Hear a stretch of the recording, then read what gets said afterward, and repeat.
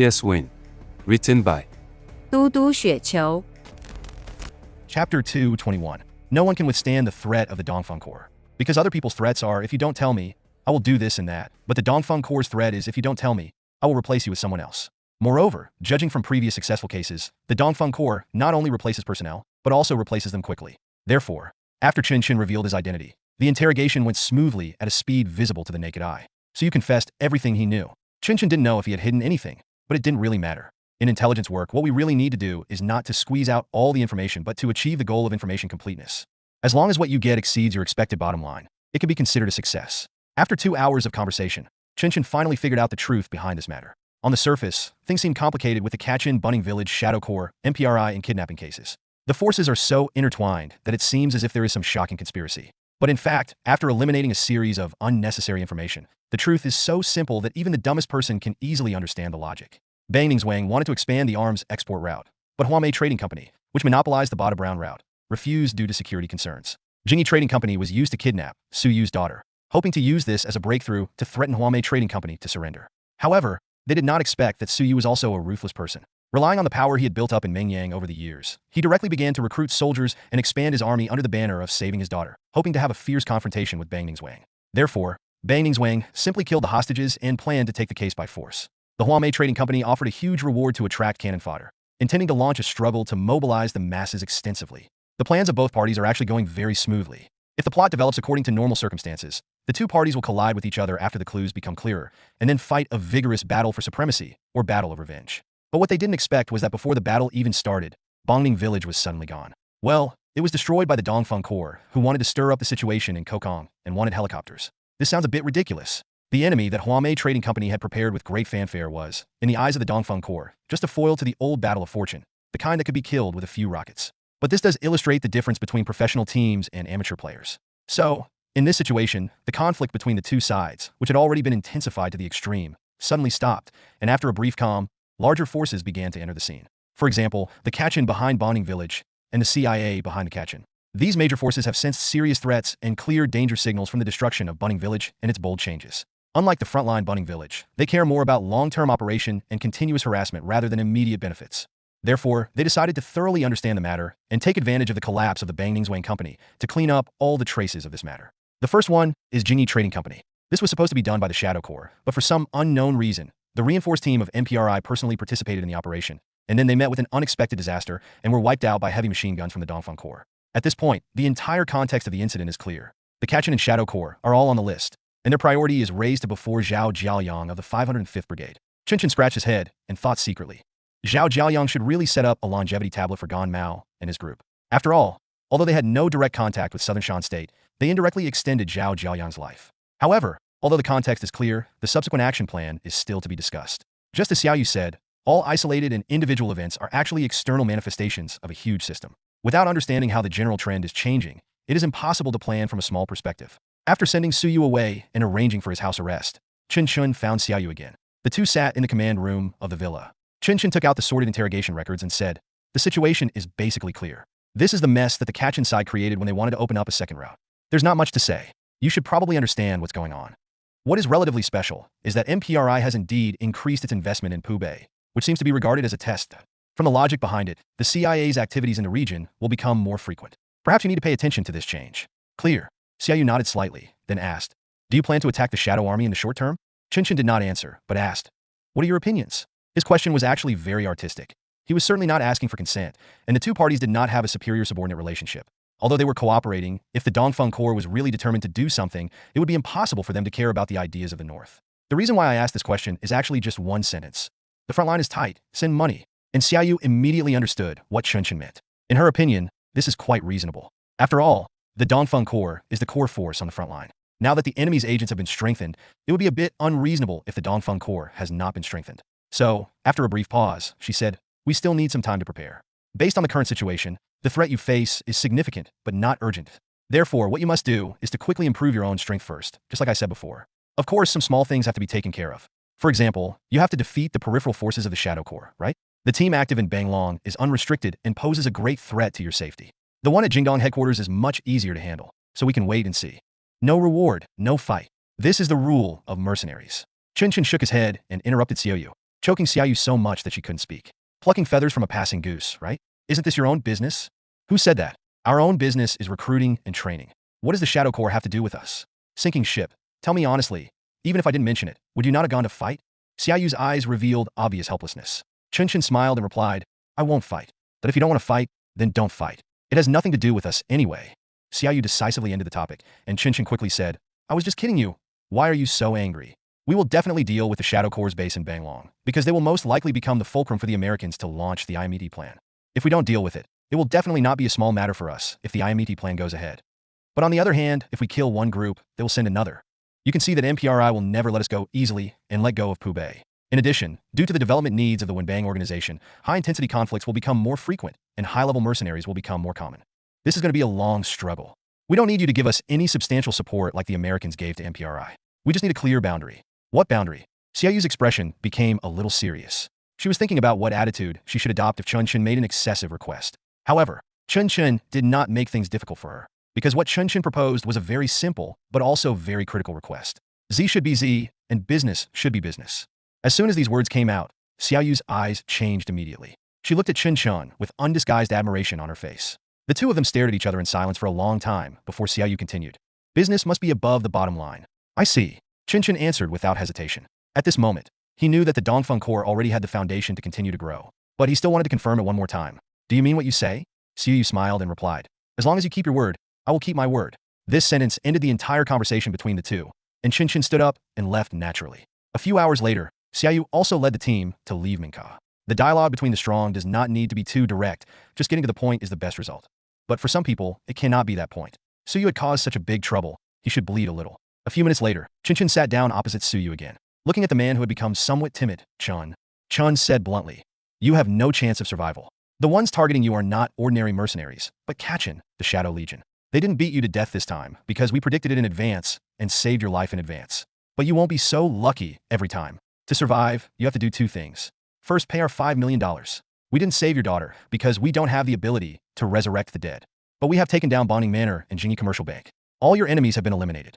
The mission has been completed. You have no doubts about this, right? Hearing Chen Chen's words, Suyu nodded slowly and replied, no doubt I will pay the money. But I don't want to just pay. I want to live. Well, you were quite alert. Chen Chen couldn't help but admire in his heart, as expected. If Meng Yang could be the biggest, Suyu was definitely not a small character either. But at this time, whoever proposes conditions first loses. If you want to make a deal, you have to let the other party say it themselves. So, Chen Chen just asked calmly, how do you want to live? Suyu hesitated for a moment and replied, I would like to ask you to protect me and Huamei Commercial Bank. I suffered a huge loss this time, but my foundation is not in the business but on the road. Destroying one of my shops is not a serious injury at all. I can still stand up, but I need a background and truly strong fighting ability. We can work together, and I can give you what you want. Chen Chen still did not give an accurate answer, but continued to ask, what do you think we need? Money, equipment, people. I can give you all of these. Suyu's expression gradually became firm, as if he was afraid that Chen Chen might have doubts. So he quickly continued to explain, Bongning Manor approached me, but I didn't agree because that would be a real, life-threatening matter. They wanted me to risk my life to be with them, and I couldn't be that kind of fool. But you are different. I can see what you do, so I will tell you directly. Polytechnology cannot meet all your needs. The United States needs Lockheed Martin, and it also needs Victor Bout. It's the same for you. You need Polytechnology, but you also need Huamei Commercial Bank. How about this condition of mine? Can you satisfy me? Are you satisfied? Of course I am. In fact, the second thing Chen Chen wanted Suyu to do was to let him serve as the real quartermaster of the Dongfeng Corps. The reason is simple. Whether it is from Wanfeng Group, the 7th Brigade, Chase Li, or Polytechnology, the equipment obtained is too little and too scattered. Moreover, since it is not your own channel, it is impossible to be completely assured. What if one day, as the situation changes further, the Dongfeng Corps becomes an enemy of these forces? As early as when he first came into contact with the Jackal, Chen Chen considered finding enough backup plans to replace Chase Li. Now, he has a lot of backups, but none of them can meet the requirements 100%. There is implicit competition between the 7th Brigade and the Dongfeng Corps. Even the AH-2 can only be shared by both parties. If more powerful equipment is involved in the future, it will inevitably be obstructed here. The Wanfeng Group is a pure commercial group. They can side with the Dongfeng Corps or with the enemies of the Dongfeng Corps. Their reliability is not high. Polytechnology? This is just a pretext, an excuse, and it is not a real channel at all. Therefore, if you can control a business with complete trade routes and a large enough scale, this is undoubtedly the best backup plan. Chen Chen finally smiled. He looked at Suyu and asked the third question of this conversation. Have you thought about it? If you do this, the company will no longer be yours. I want 49% of the shares. Suyu nodded firmly and continued. I only have 2 requests. First, make money. Second, stay alive. As long as you can do these 2 things, you can make the decision.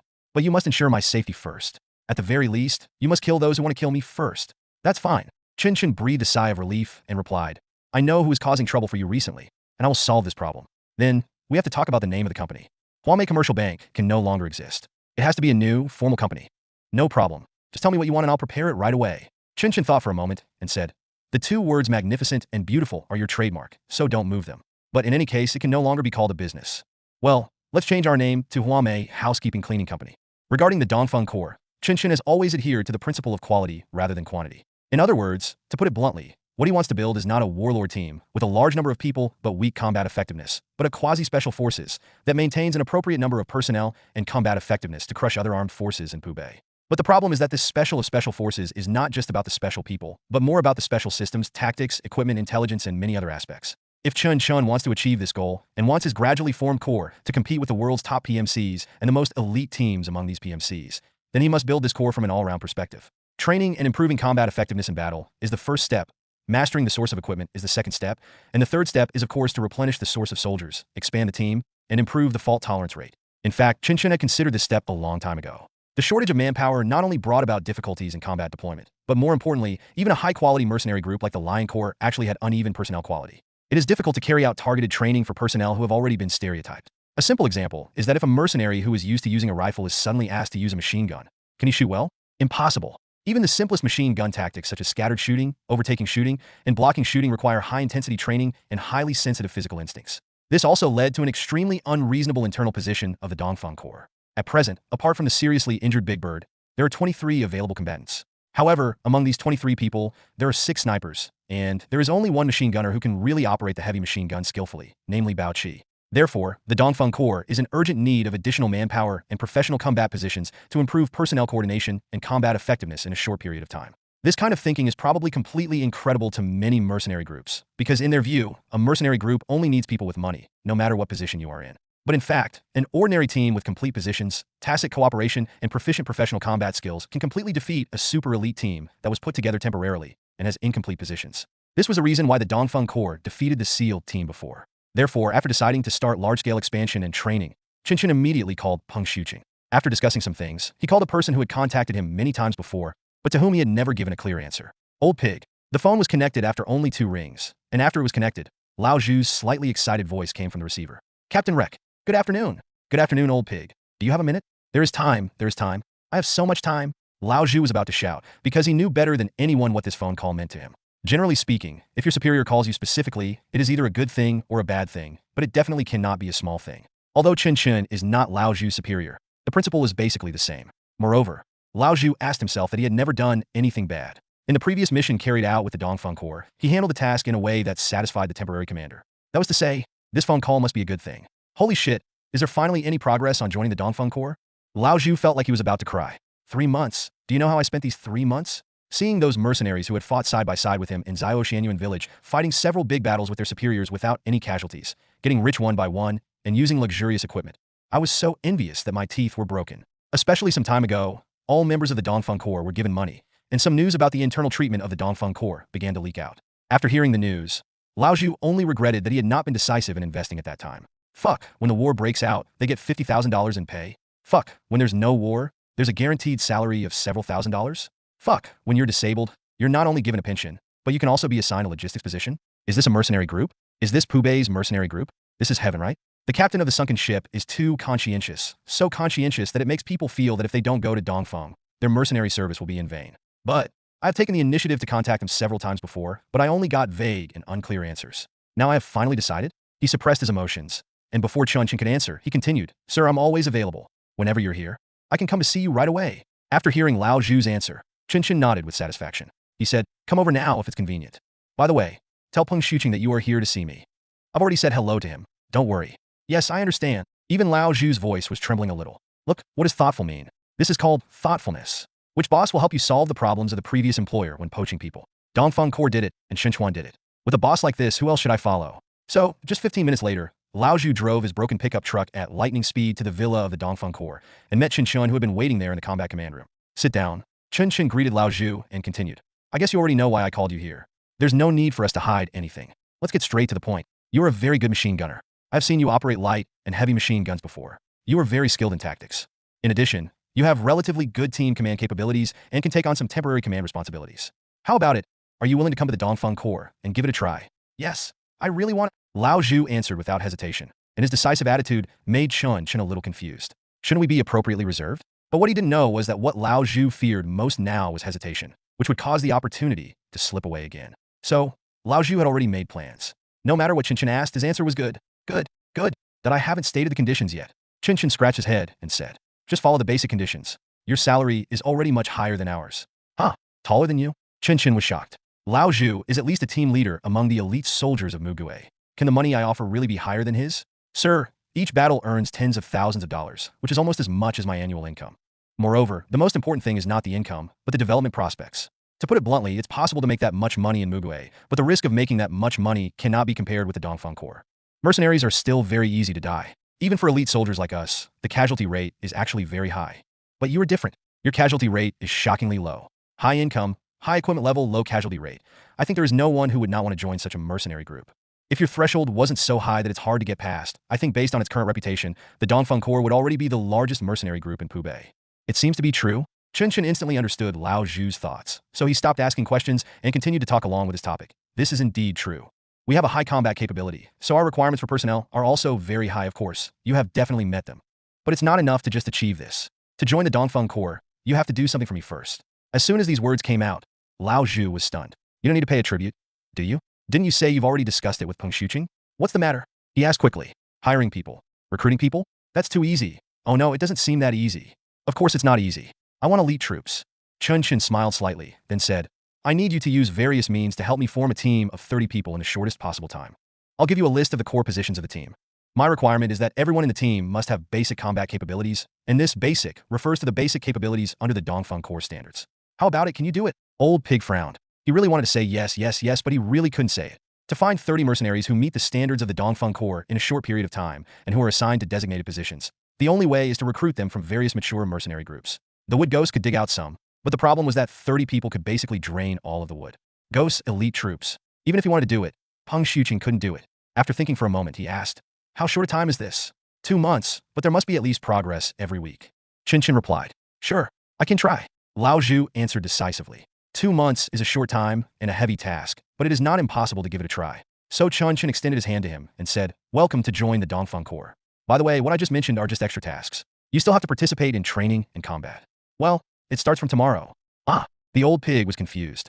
Why does this feel different from what I imagined? Is the task too heavy? No, it seems that this is how it should be. If the Dongfeng Corps was really as relaxed as it looked to outsiders, they would not be in this state now but would have been killed long ago. All the problems with equipment and personnel had been solved, and Chen Chen immediately moved on to the next stage. That is, targeted special operations training. He certainly wouldn't focus on practicing things like shooting, coordination, physical fitness, etc.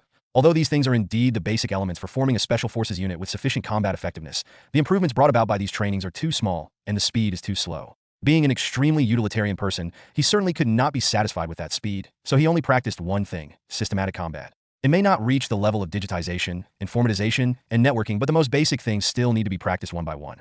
Things like wiretapping, counter-reconnaissance and counter-harassment, sabotage, assault, 6 skills, 5 tests, and 4 observations were all included in the training plan. Of course, these things cannot be accomplished in a day, nor can they be mastered in a month or several months. At the beginning, Chen Chen mainly focused on the most basic tactical level. For example, the core group is already familiar with target setting, reconnaissance and search, coordination between teams, ammunition management, firepower application, resource management, etc.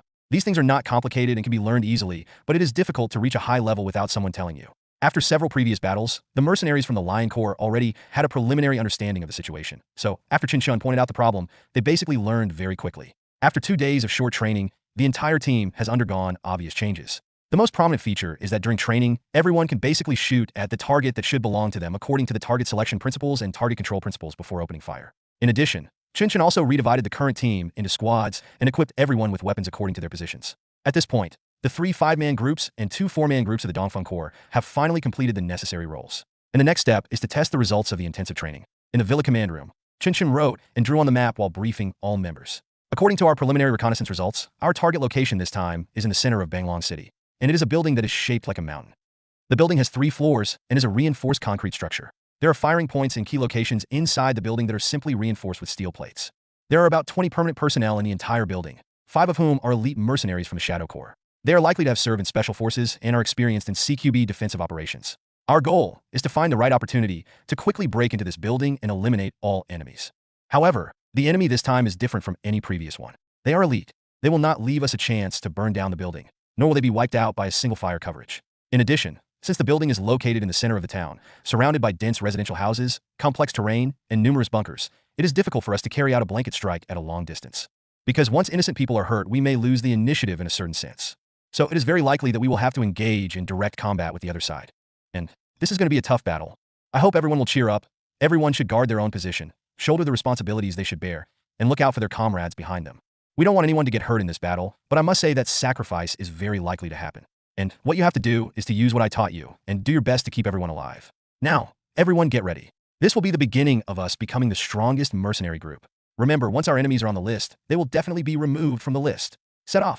5 groups of the Dongfeng Corps set out immediately and began to advance towards Banglong under the cover of night. The size of the convoy was not that large, just 1 warrior, 1 predator, 2 F-150s, and a heavy machine gun jeep. Of course, such firepower is already considered strong in the entire Pubei, but whether it can be used is still a question. You know, the Shadow Corps is a systematic corps. During the Battle of Banglong Leophagia Trading Company, they were even able to rely on the intelligence network in their hands to quickly locate the position of the Dongfeng Corps and go to their door to ask for people. This means that it is almost impossible to drive into the city and set up an attack position on the narrow streets under their noses. If the Dongfeng Corps wants to gain an advantage, it can only rely on the most cautious and conservative plan. That is infiltration and raid operations. It was impossible to use Hako's camp again. The fact that there were no raids during the previous evacuations did not mean that the Shadow Legion had not discovered this location. Therefore, the Dongfeng Corps re-established a camp in the jungle near the gold farm in the remote suburbs of Banglong based on factors such as support speed, support distance, road conditions, etc., and set up multiple outposts nearly 1 kilometer forward on the periphery of the camp, ready to attack at any time. After all this is done, more specific field investigation work will officially begin. It was impossible for Chen Chen to enter Banglong again by himself. He couldn't take the risk of being recognized as soon as he entered the city. Therefore, this task was naturally handed over to Lin He, Ai Jiao, and Sang Yi, who were assigned to the investigation team. They must enter Banglong for close reconnaissance and obtain more detailed battlefield intelligence.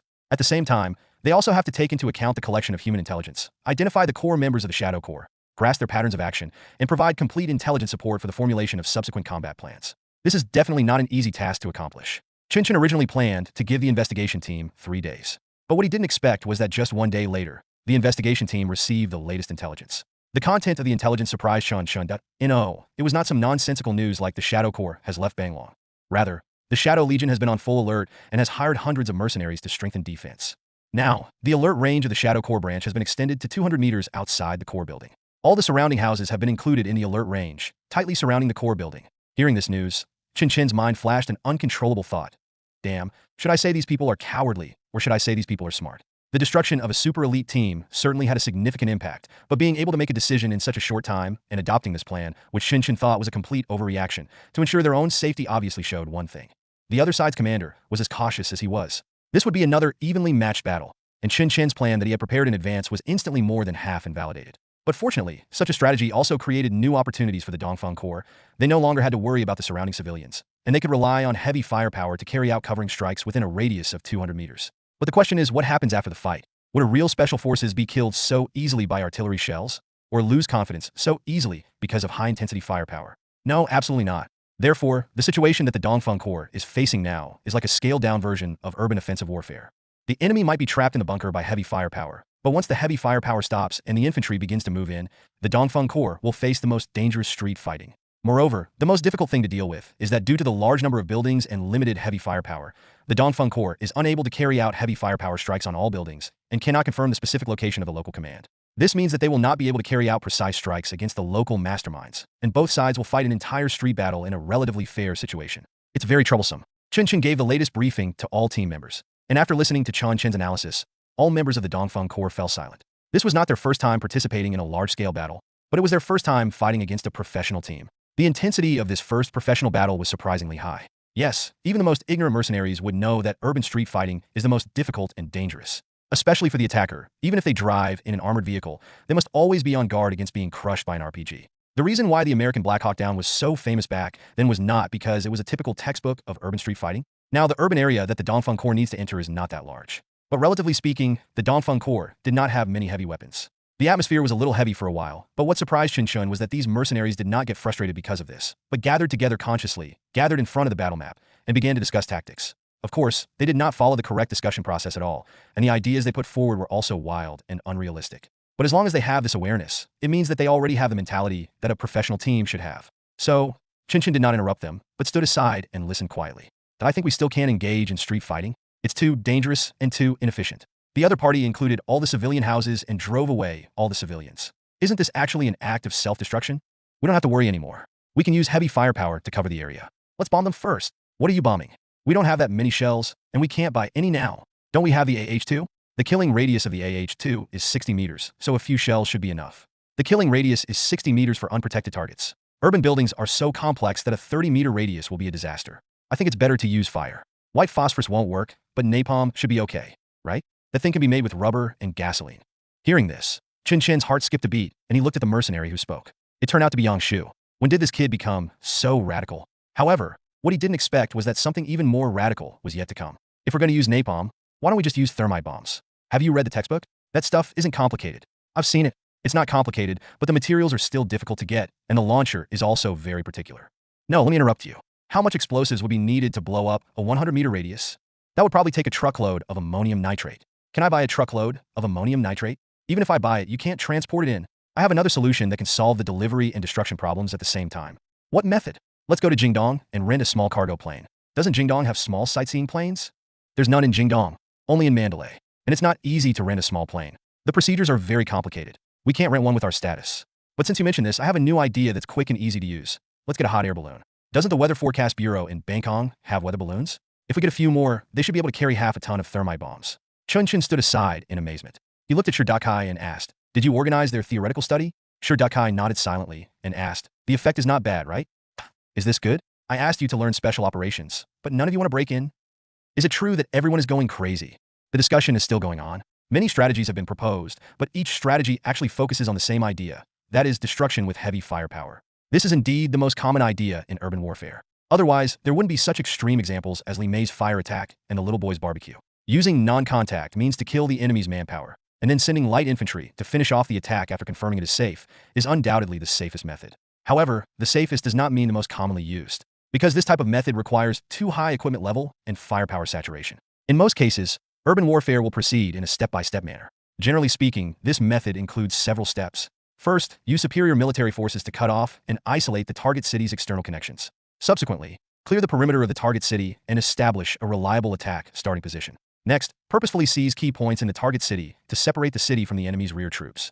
Finally, concentrate superior forces to gradually annihilate the remaining divided enemy forces. Logically speaking, Chen Chen could also be this big. This is because, although the enemy is numerous and well-armed, most of the armed personnel are mercenaries, so their fighting will cannot be too strong. But the problem was that he had too few men at his disposal. When he was unable to form an effective encirclement, the enemy had much more room to maneuver than his side. At that time, it would not be the enemy, but oneself who would be annihilated by concentrated superior forces. Chen Chen frowned, and he really began to seriously consider the plan proposed by his team members to get a truckload of ammonium nitrate to blow the target area into pieces.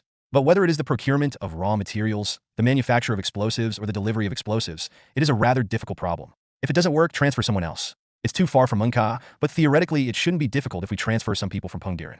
Although these people lack urban combat experience and basic combat qualities, they can still play a significant role in filling the line. But wait, if you just need cannon fodder to fill the line, why do you have to use people to fill it? The real purpose of cannon fodder is to consume the enemy's firepower resources, forcing the enemy to mobilize manpower to deal with it, thereby breaking the power balance between the two sides in a small area, allowing the commander to easily divide the battlefield and form a situation where more people fight fewer people and better people fight worse people in a local area. So in theory, as long as the same goal can be achieved, the use of cannon fodder is acceptable. In urban warfare, especially modern urban warfare, there are still many equipment and tactics to achieve the same purpose. Among them, unmanned equipment is the most typical scenario. But in addition to unmanned equipment, tactics such as heavy fire suppression, air unit alert, and comprehensive electromagnetic interference are also quite effective. The Dongfeng Corps certainly does not have these things, but there is no doubt that the Dongfeng Corps can use a substitute version of the tactics. Chen Chen looked at the battle map again and began to carefully study the terrain of the target area from another angle.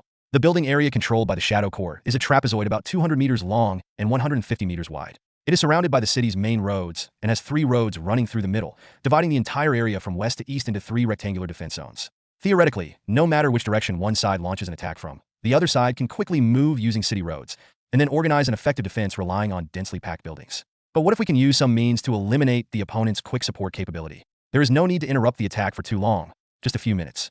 The 20-man team can complete a rapid breakthrough in the rapidly shrinking urban area. They will prioritize destroying one area, occupy a favorable terrain, and then form a combat starting position. Then, they will rely on their firepower advantage to gradually erode and swallow up the entire area bit by bit. This will definitely not be a difficult task. On the map, there are only 12 buildings in the easternmost area, 5 of which are ordinary brick and wood structures. None of them need to be broken through, and one thermite grenade can complete the clearing. The other 7 buildings are reinforced concrete structures. Fuel air bombs can be used to blow up 2 of the key buildings, and the remaining buildings can be cleared using squad CQB tactics. In terms of numbers, there are just enough to launch an attack on all buildings simultaneously, and there is no situation of being besieged or attacked from all sides. It's perfect. The only question then is how to achieve the goal of eliminating the enemy's rapid support capability. Chen Chen didn't have any good ideas at the moment, so he just threw the question out. The team members who were just thinking about getting some equipment to flatten the entire area suddenly felt that the difficulty was reduced by several levels, and even the plan they proposed became much more reliable. Can smoke segmentation work? Smoke plus thermite grenades? We have the means to deliver them, and we can guarantee coverage within a certain range. No, the smoke segmentation can only block for a short time. The enemy is the Shadow Corps. It is impossible for them to not have thermal imaging equipment. They will not be able to hold out until we finish clearing and establishing the defense line. What about fire attack? Without the conditions for a fire attack, large equipment and vehicles can't get in. If there are, they will be directly covered. What we need is weapons that can be prepared to launch an attack in a short period of time, because the longer the time is delayed, the more prepared the enemy will be, and we will not be able to get in. To be honest, there's a very simple way. Just hire a group of people to break in. They can't just kill civilians. If they do open fire, we don't have to fight back. Don't talk about that. Chen Chen quickly interrupted the team member who was speaking, because he knew that although this plan seemed reasonable, it was equivalent to grabbing shit with his bare hands and throwing it at the enemy. The enemy was ruined. What about you? After hearing what Chen Chen said, the man smiled apologetically and said, "I'm sorry, Captain, I can't stop my bad habits. But I do have a way to completely cut off the connection between the 3 areas." What is the solution? Chen Chen asked immediately. After thinking for a while, the man answered, "The layout of Banglong is different from other places. This city was not a naturally formed settlement from the beginning. It was originally a farmland dedicated to growing poppies. Moreover, the management is very, very professional. So, this makes its urban layout different from other places. Its buildings look messy, but in fact the roads are very straight. The reason is simple. These roads were originally field paths that were used to divide poppy fields. So you see, the buildings throughout Banglong are distributed in blocks." Chen Chen looked at the map in the direction of his finger, and sure enough, he found details that he had not noticed before, or rather, he had noticed but subconsciously ignored. That is, all the streets in Banglong are basically distributed horizontally and vertically from north to south and from east to west. The streets are straight, and it is straight, which means if we fire a shell from south to north, it can fly all the way along the street to the other side. I was thinking if we can develop some kind of throwing weapon that can evenly scatter a string of explosives or a string of incendiary bombs on the street, can we use the street to completely separate the enemy? What the hell? What kind of engineer, mine clearing, and obstacle clearing explosive rope?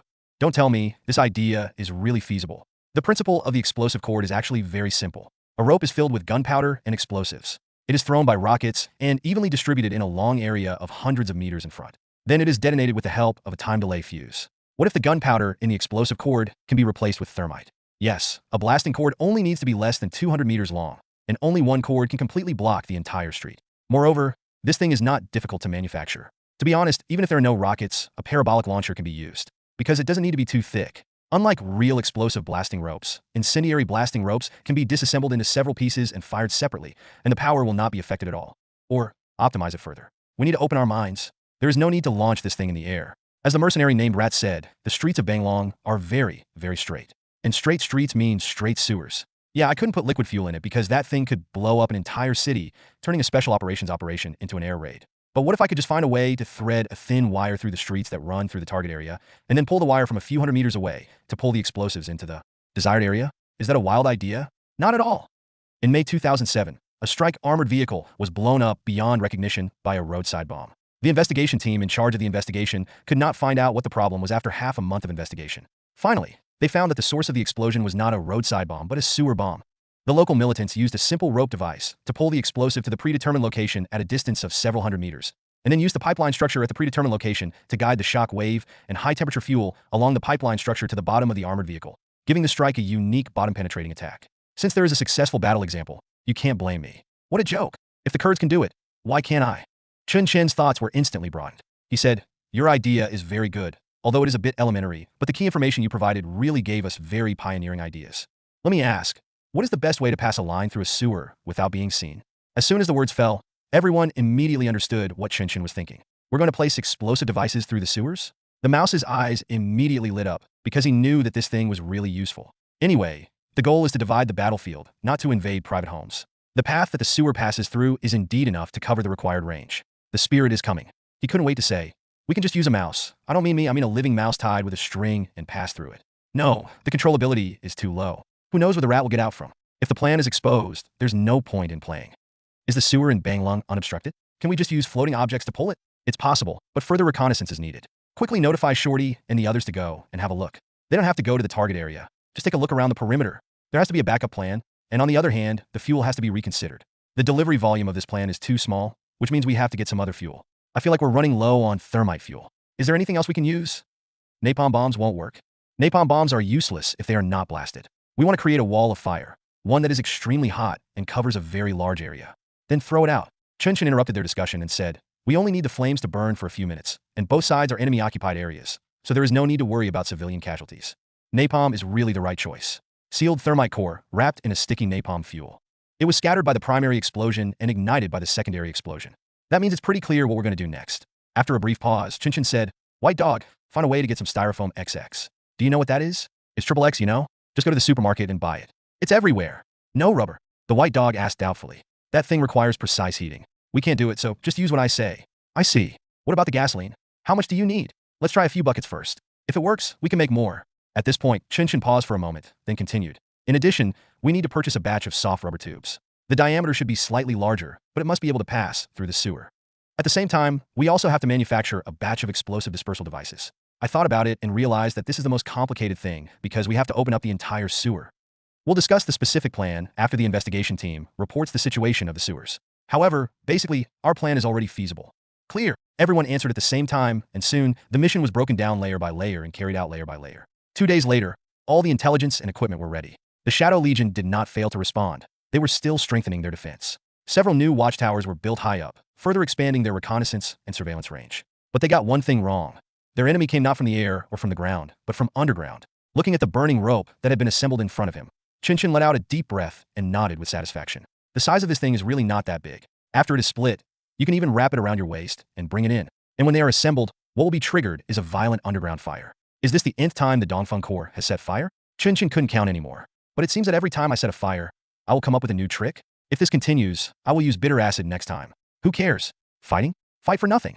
Because the targets of several vehicles were too large, Chen Chen had no way of arranging the entire convoy to enter Banglong. In addition, the enemy had built a new high-tower observation post, and it would be quite difficult even if they wanted to get close to the area near the city and use vehicle-mounted howitzers to suppress it. So after comprehensive consideration, he simply gave up the convoy that had become cumbersome and directly planned the mortar positions, preparing to use 120 mortars and 60 mortars to provide precise cover for the combat area. The 107 fire without a launcher was directly abandoned. In fact, even if he had a launcher this time, Chen Chen had no intention of using it, because the dispersion range of this thing is really uncontrollable. Not to mention the possibility of accidentally bombing civilians. It would be no fun if a rocket fell on your head during close combat. This time, the action still needs to highlight the precision and roughness. The equipment and weapons are crude and homemade, but the tactics and combat plans must be precise. So in this situation, after hiding the vehicles and other equipment, the entire team walked nearly 4 kilometers through the jungle to reach the vicinity of Banglong and established an ambush position in the jungle on the eastern hillside. They were less than 800 meters away from the city of Banglong and only 1,000 meters away from the designated combat area. As long as the forward reconnaissance team is ready, the assault team can quickly assault under the cover of mortars, strike building complex number 1 in the target area, seize the bunker, and then use the bunker advantage to set up firing points to attract enemy firepower and create time for the vehicle to enter. After the vehicle enters, with the protection of fixed shelters, the vehicle can advance gradually in a relatively slow manner and erode the middle area number 2. Theoretically speaking, Area 2 is the location of the Shadow Corps' Banglong branch, and the probability that the command center is located here is very high. After defeating it, this battle can basically be declared over. Lying in the grass, Chen Chen ordered everyone to enter radio silence. They have indeed updated the frequency hopping communication radio, but who knows whether the Shadow Corps has any high-tech equipment. If they can decipher the frequency hopping mode, their entire combat plan will be exposed. Therefore, he adopted the most primitive method and confirmed the preparation status of all equipment one by one through word passing and gestures. The mortar has been transported to the destination and is now located on the reverse slope position in the rear. Later, I will let Bai Go and Bao Chi stay behind to operate the mortar and provide cover for the assault team. The vehicle team had previously determined the assault route, which was 4 kilometers away and was expected to arrive within 5 minutes and break through the obstruction of other unrelated armed forces in the area. The assault team's weapons and equipment have all been checked. There are a total of 4 fuel air bombs, and they will give priority to attacking the enemy after approaching the target point. Yang Shu and Shi Dakai have advanced to a place 600 meters away and are lying in ambush. As snipers, their position is actually closer to the front than the assault team because once the action begins, they will not move. They will carry out continuous attacks on several high-altitude firepower points to cover the advance of the assault team. As a result, there were only 12 members left in the assault team, which was exactly 3 groups. This means that the simultaneous attack is more difficult because according to the predetermined combat plan, a total of 5 buildings are to be subjected to CQB combat. However, Chen Chen himself can lead the team and be responsible for the 3 buildings. With Li Bang around, their group can completely suppress the 3 buildings simultaneously and clear them out one by one. The tolerance rate may be slightly lower, but it is enough. Now, we just need to wait quietly for the reconnaissance team to complete the deployment of explosives. Before the main force moved, Lin He and his 2 companions had already used several floating objects to successfully pass the thin line through the sewer beside the street. They needed to wait quietly until late at night, when the enemy's spirit was at its most vulnerable and its defense was the most lax, and then use the thin wire to pull the explosives that had been split into several sections from the corner of the alley 300 meters away from the target area, and then pull them into the sewer next to Area 1. This was a very risky job. Of course, it was not because of the danger of the explosives themselves, but because they could be discovered at any time by patrol personnel or directly by mercenaries hired by the Shadow Corps in the city.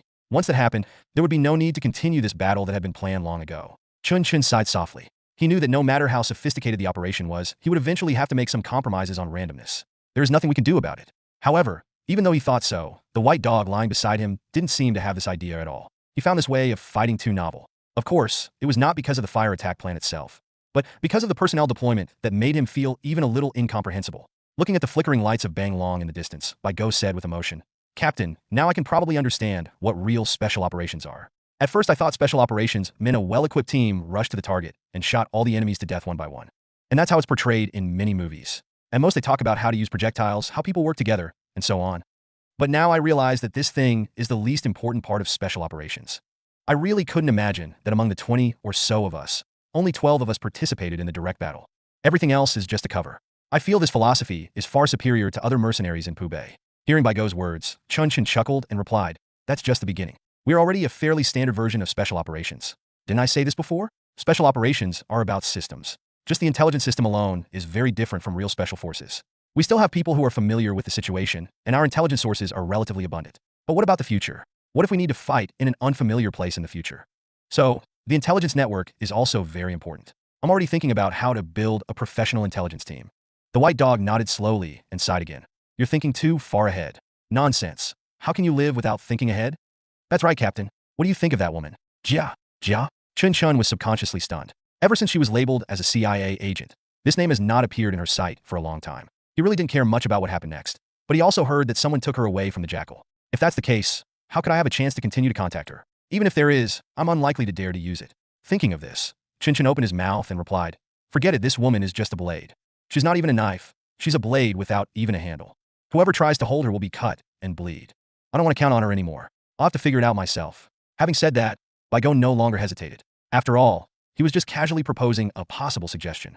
While speaking, the recon in Chen Chen's hand had already locked onto the predetermined contact location. According to the previously planned schedule, at this point in time, if the reconnaissance team had completed the deployment of the explosive cord, Lenny should have appeared there and reported to himself through simple flag signals. The time was 2:10 in the morning, 20 minutes before the scheduled time for the attack. Chen Chen's heartbeat slowed down again. He planned that if the reconnaissance team failed, he would immediately start to organize a retreat.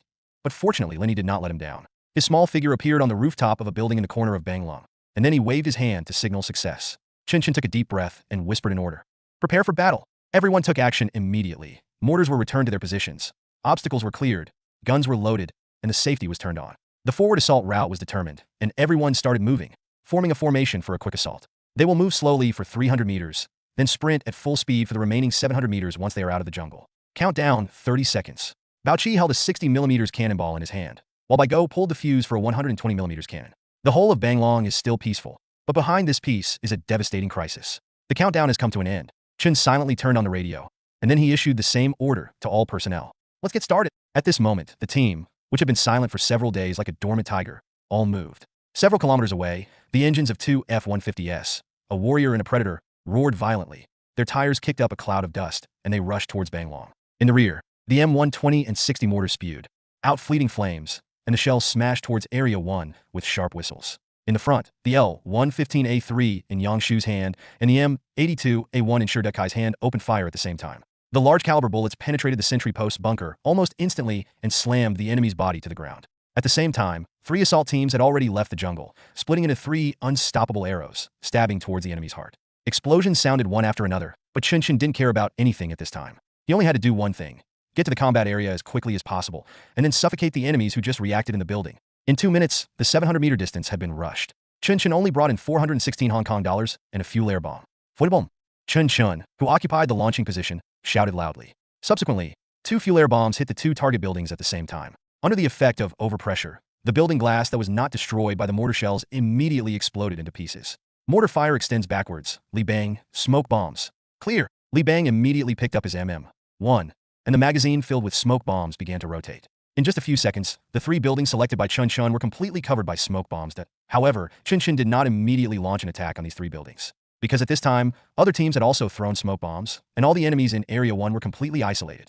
He leisurely bypassed the front of the building, and relying on the buildings that had not been taken down, but the enemies also did not dare to attack blindly, he threw thermite incendiary bombs at other brick and wood structures. The 4 scheduled brick and wood structures immediately caught fire, and the enemies running out of them were shot down like rabbits hitting a tree stump. The time taken to clean up the perimeter was less than 30 seconds. Not only the team led by Chen Chen, but all 3 teams progressed smoothly, without a single casualty in the combat. Everyone, pay attention. Let's start the indoor assault. Pay attention to the enemy's firepower points. There are heavy machine guns in these 3 buildings. 3 seconds left to attack, simultaneously. Clear. Replies from other teams came through the headphones, and after a 3-second countdown, the C4 that had been hung on the door exploded synchronously. This is the most typical of door-breaking tactics, a rather extravagant one. But will the Dongfeng Corps skimp on equipment? They won't use a battering ram that can't guarantee 100% destruction. Before the smoke had dispersed, Li Bang threw a stun bomb in. He did not even wait for the explosion of the stun bomb to end. Instead, he stepped on the path of the stun bomb and walked into the door with his back facing away. Buzz! A huge explosion sounded. With the help of noise-canceling headphones, Li Bang's actions were not affected at all. He did not need to turn around and draw his gun. Instead, he picked up the AA-12 without hesitation and fired 2 shots at 2 dangerous corners, hitting the enemy. Chen Chen followed closely in his footsteps. The 416 Hong Kong dollars passed over Li Bang's half-crouching body and fired at the enemy behind him, instantly knocking down the enemy, who was struggling to get up at the stairs. Rat! Stun bomb. Without Chen Chen's reminders, Lao Shu, who had basically understood the essence of CQB combat during training, threw a stun grenade at the stairs, while Chen Chen bypassed Li Bang and exchanged positions with him. He did not have Li Bang's ability to withstand the stun bomb through simple training. He waited patiently for a second, and after the white light flashed, he stepped over the stairs and fired a round of blind shots at the corner. Then he cut sideways and swept away the enemy, who was lying on the ground. The entire room was quickly cleared, and another minute passed. However, there are still at least 20 enemies active in Area 1. It will take another 3 minutes to clean thoroughly. Mulberry leaves, blast! Chen Chen gave the order without hesitation. And just at the moment after this order was issued, a strange sight suddenly appeared on the street between Area 1 and Area 2. First, there was a dull explosion. The entire sewer was completely opened, and violent smoke billowed out, as if the lid of a pot that had been smoldering for a long time was lifted. Immediately afterwards, several sparks exploded in the smoke. With these sparks as the center, the milky white, thick, and heavy smoke suddenly exploded. A huge fire shot up into the sky, but this time it was not just a huge fire. This is a wall of fire. A wall of fire that completely demarcates the boundary between life and death. On this side of the wall of fire, gunshots rang out one after another. On the other side of the wall of fire, there was only the sound of extended mortar shells exploding. The entire battlefield has been completely cut open.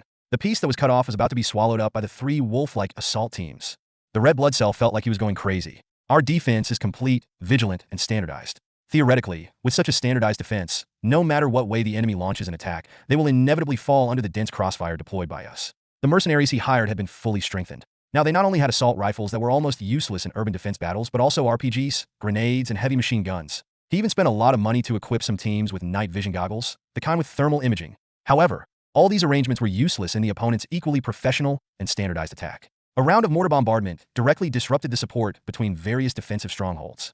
The mortars extending from east to west were stuck at the key point of their own ODA, decision-making loop. This term will be used in the future, pushing the troops preparing for mobile support along the line back into the building. This was an extremely precise control of the time difference. The long-range artillery fire gave the enemy's assault groups nearly 1 minute of attack time. Theoretically speaking, this 1 minute was nothing at all, because the eastern area they attacked also had nearly 40 of their own defenders. But the problem was that the opponent was too fast. After the contact, they did not follow the arrangements of some amateurs to conduct point-capturing operations. Instead, they were like a real special forces unit. They first used smoke bombs to divide the battlefield, and then used throwing objects to quickly clear the easiest low-level targets.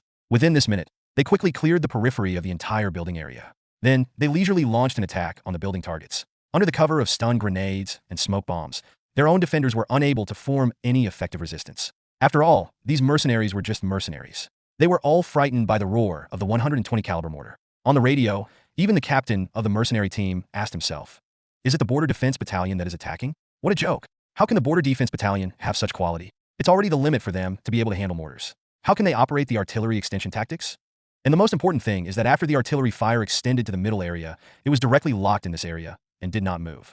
220mm mortars blew the two main buildings into powder. In the overpressure area, several mercenaries died with blood in their mouths and noses. The defense that had been stabilized was broken at this moment, and the decision-making cycle that they had organized with great difficulty was interrupted again. Another minute passed, and the enemy's assault team successfully occupied the building position, and then two heavy machine gun fire points immediately began to suppress the central area. It was fast, too fast. At this moment, the red blood cells deeply realized that the enemy opposite was indeed a professional team. Their victory over the IMET team was definitely not a coincidence, but because they really had the ability to fight to a stalemate.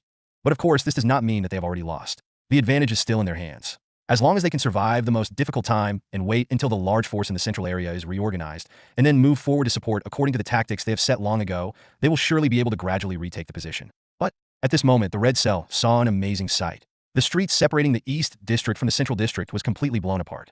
A wall of fire rose from the ground, as if a wizard in a fantasy movie had cast a spell. At this moment, Red Cell really thought he was fighting Gandalf, because the wall of fire appeared too abruptly and too unbelievably.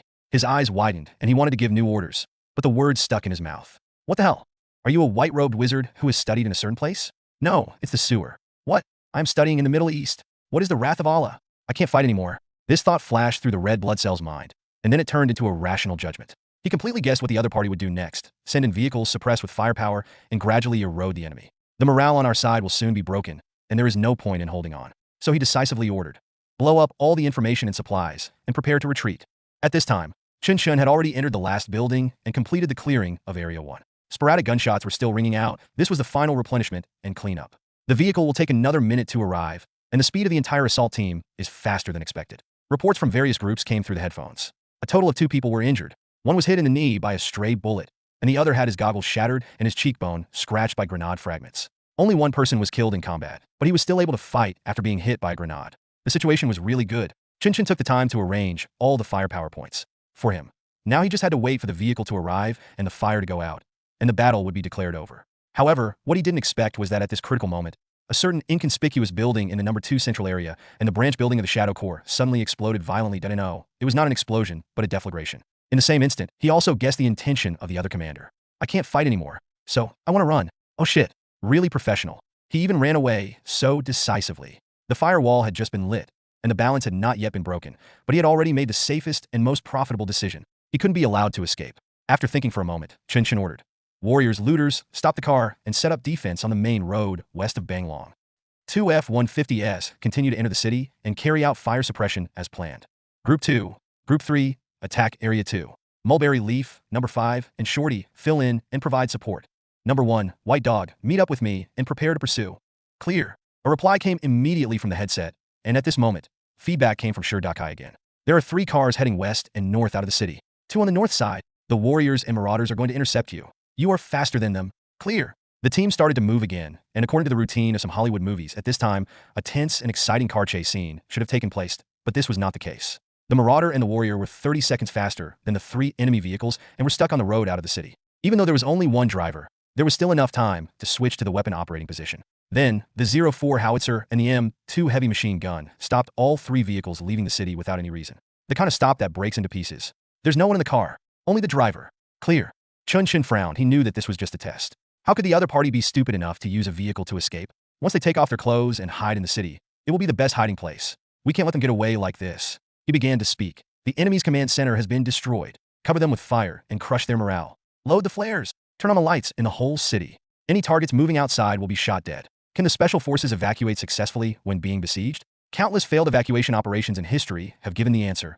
No. In fact, the 5 members of the Shadow Corps' Banglong branch once again verified this answer with their experiences. The collapse of the command center caused all mercenaries to quickly disperse. With the Dongfeng Corps' long-range support forces joining the battlefield, this urban area completely fell into Chen Chen's control. Flares were fired one after another, and under tremendous psychological pressure, the 5-man team of the Shadow Corps was finally exposed to the site of the Dongfeng Corps' high observation post. Then, taking advantage of the vehicle's high maneuverability, the 5 people were trapped in a private house. At this point, there is no point in running anymore. They made a move that was absolutely unbecoming of their status. Taking hostages. They knew very well that the Dongfeng Corps could not cause unnecessary civilian casualties. This was the bottom line. So, They confidently proposed a deal to the Dongfeng Corps. But they miscalculated a little. That is, in this small town that relies on drugs for a living and is now one of the largest illegal arms distribution centers, how many civilians can there be, and what proportion do they account for? Are they so lucky to really catch a family of civilians? Sherdekai, who was standing on a high place, used recon to scan the entire house and saw chemical raw materials in the backyard without any cover. So, the only answer he got was a fuel air bomb. When the dust settled, the small town fell into silence once again. With the complete annihilation of the Shadow Corps' Banglong branch, the entire Banglong fell silent in an instant. The mercenaries who were bought with money fled in all directions, and were then surrounded by the Dongfeng Corps driving armored vehicles and low-profile self-propelled howitzer vehicles, and gathered in the middle of the combat area to wait for processing. They did not put up any resistance, because they knew that since the East Wind Corps had killed the main figures of the Shadow Corps, they would definitely not kill them again. This was indeed the case. We are all here for the money. Just spit out the money, and that will be the end of it. How could they want your lives? Yes, not just the money, but also all the equipment that the Shadow Legion gave you. What? You said this gun and this bulletproof vest are yours? What a joke. You work for the Shadow Corps. How can they not give you a bulletproof vest? They sent it. So, in this situation, the open space in front of the Banglong branch of the Shadow Corps was filled with naked mercenaries. Of course, naked does not mean that they are really naked, but compared to the fully armed Dongfeng Corps, they are so clean that they look like they are just here to watch the show, and even a bullet cannot be found. The work of receiving and controlling prisoners is in full swing here. And on the other side, Chen Chen has also arrived at the last surrender point of the Shadow Corps, ready to confirm their identities. Where are the people? Chen Chen walked forward and asked the mouse who was on guard nearby. Inside, it started burning just now. We quickly threw a few offensive grenades to put out the fire, but unfortunately, it only burned a little. I guess all their equipment has been destroyed. It's useless if it's useless. Chen Chen shook his head helplessly. What can I do? These old hands in the Shadow Corps even burned down his building. They were determined not to leave anything for themselves. In this case, you must be prepared to get nothing. Can I go in now? No need to go in. We have already dragged the person out. Ah, can you still drag it out? Chen Chen asked subconsciously, but then he reacted. In the final analysis, thermobaric bombs still rely mainly on high temperature and high impact pressure to kill. If the environment is not well sealed, the high temperature and high pressure to which the human body is exposed is still relatively low dose. In other words, not everyone will be stuck to the wall like Chunimine. Most people will be like the charred corpses of mouse fingers, with some of their bodies remaining intact. However, this made it quite difficult for him to confirm their identities. He could not recognize who was who, and he could not even confirm whether they were members of the Shadow Legion. You said you could tell they were white. Well, they were, as you could tell from their skeletons and the small amount of skin that wasn't completely burned. But is he really dead, or is he impersonating someone else? He couldn't tell. Chen Chen couldn't help but frown. He turned to Lao Shu and asked, "Are you sure that all these people are members of the Shadow Corps?" It can be basically confirmed. They speak standard English and are wearing uniforms. To be honest, we have searched almost the entire city and have not found anyone else who escaped. I think it's impossible for them to escape. After all, they have nowhere to hide. Hasn't the commando team completely controlled the combat area? No other white people have been found. This reason is quite convincing, but what if? Chen Chen will never let go of any possible risks. He must be cautious enough. This is the key to his ability to lead the Dongfeng Corps to this point, and it should not be taken lightly at any time. So he said, collect all these bodies and take them back to Munka. When the time comes, we will notify the Shadow Corps and ask them to send a third party to claim the body. If they don't come and ask us to send them back, then those people in the red cell are really dead. If they agree to come, then they're still alive. Clear. Mouse answered immediately, and then directed the others present to start separating the equipment and packing the bodies. Most of the 5 people's equipment had been damaged by the high temperature, including their guns, which were basically useless. After being roasted by a high temperature of 2,500 degrees, even if Chen Chen was brave, he would not dare to take it back and use it again. He simply destroyed it all. It's such a pity. After all, the equipment on these people is actually a small fortune. But what else can we do? Given the situation at the time, using thermobaric bombs to kill decisively was the safest option. Risking the lives of his teammates for a small profit was not in line with Chen Chen's philosophy of running a mercenary group. Therefore, even though his teammates were sighing with regret, Chen Chen did not show any disappointment. This is a quality he must possess as a commander. Of course, the regret in the heart is another matter. However, this regret was soon wiped out because after the reception of prisoners was completed, the Dongfeng Corps also began to quickly count the spoils. You wouldn't know it if you didn't count it, but once you counted it, you would know that the Shadow Corps is really rich. They seized 12 single-tube thermal imaging night vision goggles alone, which can just make up for the problem of insufficient night vision equipment that the Dongfeng Corps will face after the expansion. In addition, 4 heavy bulletproof vests were seized, all of which were brand new equipment that had never been hit. Not to mention the other miscellaneous heavy machine guns and rocket launchers. These couldn't even be called trophies because Chen Chen simply couldn't transport so many at once. But these are not the key points. The most important thing is the things in the Shadow Legion building. When the headquarters was blown up to destroy the evidence, the 5-man group of the Shadow Legion had already left the building, and the blasting and burning tasks were handed over to other mercenaries under their command. This resulted in the complete destruction, not being completed completely. The things were destroyed, but the traces were not completely eliminated. In the ruins after the explosion, the Dongfeng Corps was very lucky to have entered the destroyed arsenal in a very short time, and in this small arsenal, they really found treasure. No, of course it was not guns and ammunition. No matter how good those things were, they could not be called treasures. The real treasure is something that can complete the combat system. That is the RQ-11 unmanned reconnaissance aircraft. Of the wreckage, even though this thing had been burned to ashes, Chen Chen still recognized it at a glance. Because the characteristics of this thing are too obvious. Short and thick rectangular wings, pusher propellers, and a dragonfly-like tail groove. How could such a thing appear in Pubay? Why didn't the Shadow Army use it? Wait, it's normal not to use it. After all, this thing's reconnaissance system is pretty stupid. It uses active infrared cameras. In front of the Dongfeng Corps with thermal imaging equipment, it is just a big light bulb flying in the air. If it really took off, it might be killed by concentrated fire before flying more than a few hundred meters. The Shadow Legion could not take this risk. After all, this thing was very expensive and extremely difficult to obtain. Since it was put into service as a standard short-range UAV in 2004, by 2010, there were more than 4,000 RQ-11 and RQ-11A drones flying in the sky, but the vast majority of these drones were deployed on the battlefield in the Middle East, and only no more than 200 were exported to India, island countries, Europe, the Philippines, and other places. Even if MPRI wants to obtain this kind of equipment and deploy it to other places, it will take a lot of effort. But on the other hand, being difficult to obtain does not mean that it is impossible to get. Because Chen Chen clearly remembered that in 2011, which is next year, a stubborn smuggler would dump several seized RQ-11s from the Iraqi Kurds and then put them up for auction on eBay.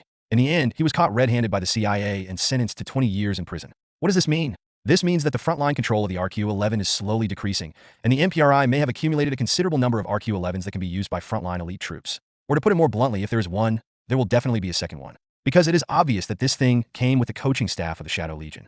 It cannot be used just to demonstrate the professionalism of the coaching staff. Since it exists, it must be used. That means the Shadow Corps' headquarters might even have drones. Chen Chen instantly perked up. Now there was one more reason to kill the Shadow Army. After seeing his excited expression, Bao Qi came up curiously and asked, "Number 4, what is this?" "Drone." Chen Chen answered briefly, but Bao Qi's eyes widened immediately. "Drones? What drones?" "RQ-11, platoon-level reconnaissance drone, American product, good stuff." What a pity, they were all burned by the Shadow Army. Damn, these prodigals, they burned such good things without saying anything, couldn't they leave them to me? If they surrendered earlier and used this thing as a bargaining chip, I could really spare their lives. Chen Chen's tone was mixed with anger and helplessness, while Bao Qi continued to ask, "Such a small drone? Is it the kind used in the Iraqi battlefield?" "Yes. How do these people get it?" In Bao Qi's view. In fact, in the view of most people at this point in time, drones are a kind of science fiction weapon, and the level of control should be similar to that of nuclear bombs. They simply couldn't imagine that a mercenary group active in Pubay would have such advanced equipment, and it was even a little difficult to accept for a while. However, Chen Chen is different from them. He knew that 2010 was the first year when drones began to develop explosively. In this year, the United States released a roadmap for the development of future unmanned combat equipment and began to invest heavily in related industries and support related scientific research. The rapid iteration of military drones has also driven the vigorous development of the civilian market. In fact, DJI's first ready-to-fly drone, the Phantom 1, matured during this phase. Seeing the RQ-11 in the Shadow Regiment was surprising, but not surprising. So he began to briefly explain to Bao Qi the possible source of the drone, and after listening, Bao Qi's eyes lit up. "Then when are we going to grab it? Can you please stop acting like a bandit? How can this thing be so easy to steal?" Hearing Chen Chen's words, Bao Qi scratched his head in embarrassment, but then smiled slyly and asked back, "Does difficult to snatch mean that people will really go and snatch it?" "That is inevitable." Chen Chen admitted it openly. There is nothing to hide. The contradiction between the Dongfeng Corps and the Shadow Corps has developed to an irreconcilable level. From the beginning, when the chief security officer they deployed at the Lao Fa Jia Trading Company was accidentally killed, to the accidental killing of their coaching staff, and now, when their Banglong branch was intentionally destroyed, so many things have piled up. If we still expect both sides to have a smooth ending, it can't be summed up by just one word: stupid. Of course, if we want to fight, we don't have to do it immediately. After all, the Shadow Corps' headquarters is in Jingdong, which is heavily guarded by the Burmese army. It is not easy to break through the outer defense line and find them, and it is basically impossible to retreat calmly after defeating them. In the short term, the two sides will probably still end up with confrontation and small-scale conflicts. There is still some time before the final decisive battle. The most important thing right now is to make yourself stronger. Thinking of this, Chen Chen no longer hesitated. He immediately ordered everyone to quickly search the headquarters of the Shadow Legion. After confirming that there were no more valuable clues and equipment, he began to organize the evacuation without hesitation. The battle took 3 days from preparation to start, but only 55 minutes from start to end. Moreover, 40 minutes of that time was spent cleaning up the battlefield. What are special operations? This is special operations.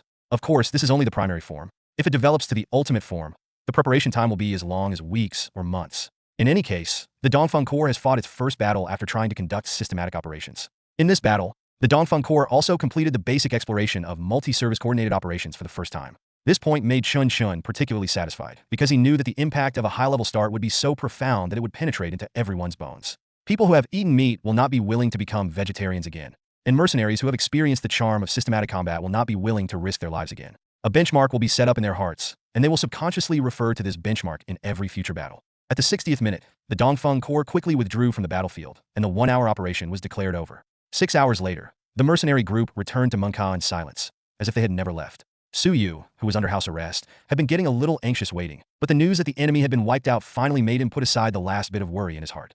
Just 2 hours after the Dongfeng Corps returned, he paid a commission of $5 million and verbally agreed with Chen Chen on the follow-up cooperation plan.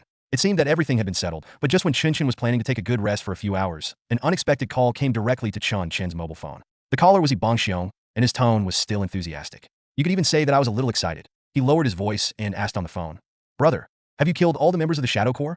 Chen Chen was stunned for a moment, then replied, "We didn't destroy them all. We just destroyed their branch in Banglong." "That's what I mean. That's what I mean." There was a sound of slapping his thighs from Ibang Xiong, and then he continued, "That's awesome, bro. You're awesome. Their headquarters just contacted me. They want me to be the middleman and get the body back. Brother, just state your conditions, and I will help you negotiate." In 8 hours, no matter how surrounded the Shadow Legion headquarters in Jingdong was, they should have known the news that their Banglong branch had been destroyed. They may no longer have external forces that can be directly mobilized and used, but it is still easy for them to obtain the death news of their team members based on the existing intelligence network. And since it has been determined that all team members have been killed, retrieving the bodies is a routine operation. The only thing that surprised Chen Chen was that they did not use the Burmese side as a middleman, but went directly to Ibang Xiong. From this point of view, the other party's intelligence system is more complete and in-depth than I thought. Envy is just a word, and Chen Chen is tired of saying it. Intelligence is different from equipment and training. It really requires a huge investment to make it work, where you can change your mindset and get key figures in a region and build an intelligence network with these key figures as nodes. No wonder the Shadow Corps always did things that Chen Chen thought were not very profitable and difficult. It turned out that their layout ideas were different from his. They are not here for the apparent benefits of the mission. They are here to serve as an outpost and lay the foundation for the subsequent entry of MPRI. In this sense, their layout is not as simple as one thinks. They may be weak in combat capability, but in terms of management, they are truly incomparable to any second-rate mercenary group, because from the very beginning, they were aiming to control the market of this entire land. However, it is a bit too early to consider this now. It is already quite difficult to maintain a combat team without anyone on their side. It is better to postpone the intelligence network for a while. The most important issue at the moment is to deal with the corpse issue first, so he asked decisively, "What conditions did the other party propose?" "No, they didn't ask for any conditions. They just wanted to get it for free." Ibang Xiong's tone was somewhat mocking, and then he continued, "Speaking of the truth, returning the remains of fallen soldiers is a basic rule. I asked you to send them to Mengbin, and then I will send them back." I said, "Even if I'm just an errand boy, it's impossible that I won't get anything, right?" Guess what they said? They said it can pay for the travel expenses. I'm just confused. The Shadow Corps has been a mercenary group for so many years. How come they don't know any rules? Hearing his words, Chen Chen laughed and replied, "It's not that they don't understand the rules, it's that they understand the rules too well." This reaction is normal, and it proves that the people we killed were indeed theirs. The budget for compensation is limited. If we use it to buy back the body, the amount of money that goes to the family and the beneficiaries will be reduced. Ultimately, this matter still depends on the feedback from the family. After all, the body shipping insurance only pays for the body's flight expenses, but it won't pay for the cost of buying the body back from us. Ah, is that so? Ibang Xiong asked blankly. In his opinion, returning to one's roots is quite important. He has also handled some cases of soldiers being killed in battle, and the minimum requirement of the families is to send the bodies back. Not all of them are like this, but most of them are. Chen Chen nodded and continued. Formal PMC companies basically have to buy insurance for shipping corpses, and if the person dies, they will definitely claim the insurance. But in reality, it is not certain whether the person being transported is a corpse. In Africa, small airlines will work with PMC Group to defraud insurance and send 2 pieces of clothing back as remains. Everyone will share the difference. It's dark enough. Ibang Xiong sighed, paused, and asked, "That means there's really no way to trade with them, so we can only give it to them for free? That may not be necessary." Chen Chen smiled. This time, our confrontation with them is not just caused by the mission conflict between mercenaries. There are more things that they don't want others to know. In general, the death of their people in Banglong can be basically explained. But what if he died somewhere else? For example, Badabulang, Ga Yaozi, Banlaila, Ingpan, and so on. Tell him that if he doesn't give me enough, I will find a way to throw the body over. Ask him if he's afraid. Fuck. Ibang Xiong was shocked. After sighing for several seconds, he finally said, "Brother, you are really playing dirty. If he really doesn't give it to you, will you really throw it to him?" Not only did I throw it over, I also put on their gear, put on their ID tags, and personally helped them call the police. Chen Chen said this with great determination, but in fact, it was impossible for him to do so. Because if he really did so, the uncertain consequences that might be caused would be unbearable for everyone. Not to mention the Shadow Corps, Kokong, which had just calmed down, would be turned upside down, and even Hua State might be affected. I can't be so stupid as to do something that hurts others and does not benefit myself, but I must let the other party know that I have this idea of turning the table over. Only if you act crazy enough will the enemy hope you calm down. This is a very simple and useful routine in negotiations. I see, brother. So what are your conditions? Ibang Xiong finally understood Chen Chen's idea, but he did not raise any objections. Even the threat Chen Chen mentioned was actually not good for him. He was really determined to tie himself to the Dongfeng Corps. He had already taken the first step when he bombarded the Burmese army checkpoint in Jingdong. Now he can only go all the way. Chen Chen was quite satisfied with his performance. After a little thought, he answered, "Tell them to withdraw from Jingdong and stop operating in Pubei in the future." "Isn't this possible?" He Bangxiong continued to ask doubtfully. "Shouldn't you have some more reliable equipment? How could they withdraw from Pubei just because of a few corpses? If you can overturn the table, so can they. At worst, we can just go our separate ways. No one should think about it." "Of course, that's impossible," Chen Chen replied. "In fact, they won't give us anything we ask for. We are now in a state of confrontation. Have you ever seen two armies confront each other, and one side starts paying tribute and seeking peace before the battle even starts? Everyone has to talk, but no one can come to a conclusion through negotiation. All I want is the process of talking about it. The body is a pretext like laundry detergent in a test tube. No one really cares what's in it, but everyone has to at least talk about it."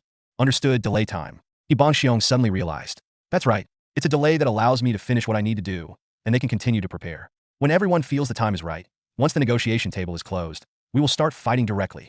"Okay, I'll go and help you hold them off. Just get ready, bro," He Bangxiong said firmly. "Don't worry, I have Jingdong surrounded tightly. It won't be easy for them to get through." "That's hard work." After a few pleasantries, the phone was hung up.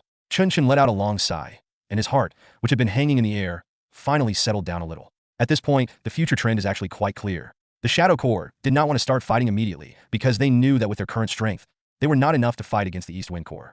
In addition, the coaching team they had just strengthened was wiped out. The Banglong branch, which was an important stronghold for contacting the Kachin people, was destroyed, and a large part of the intelligence network was disconnected.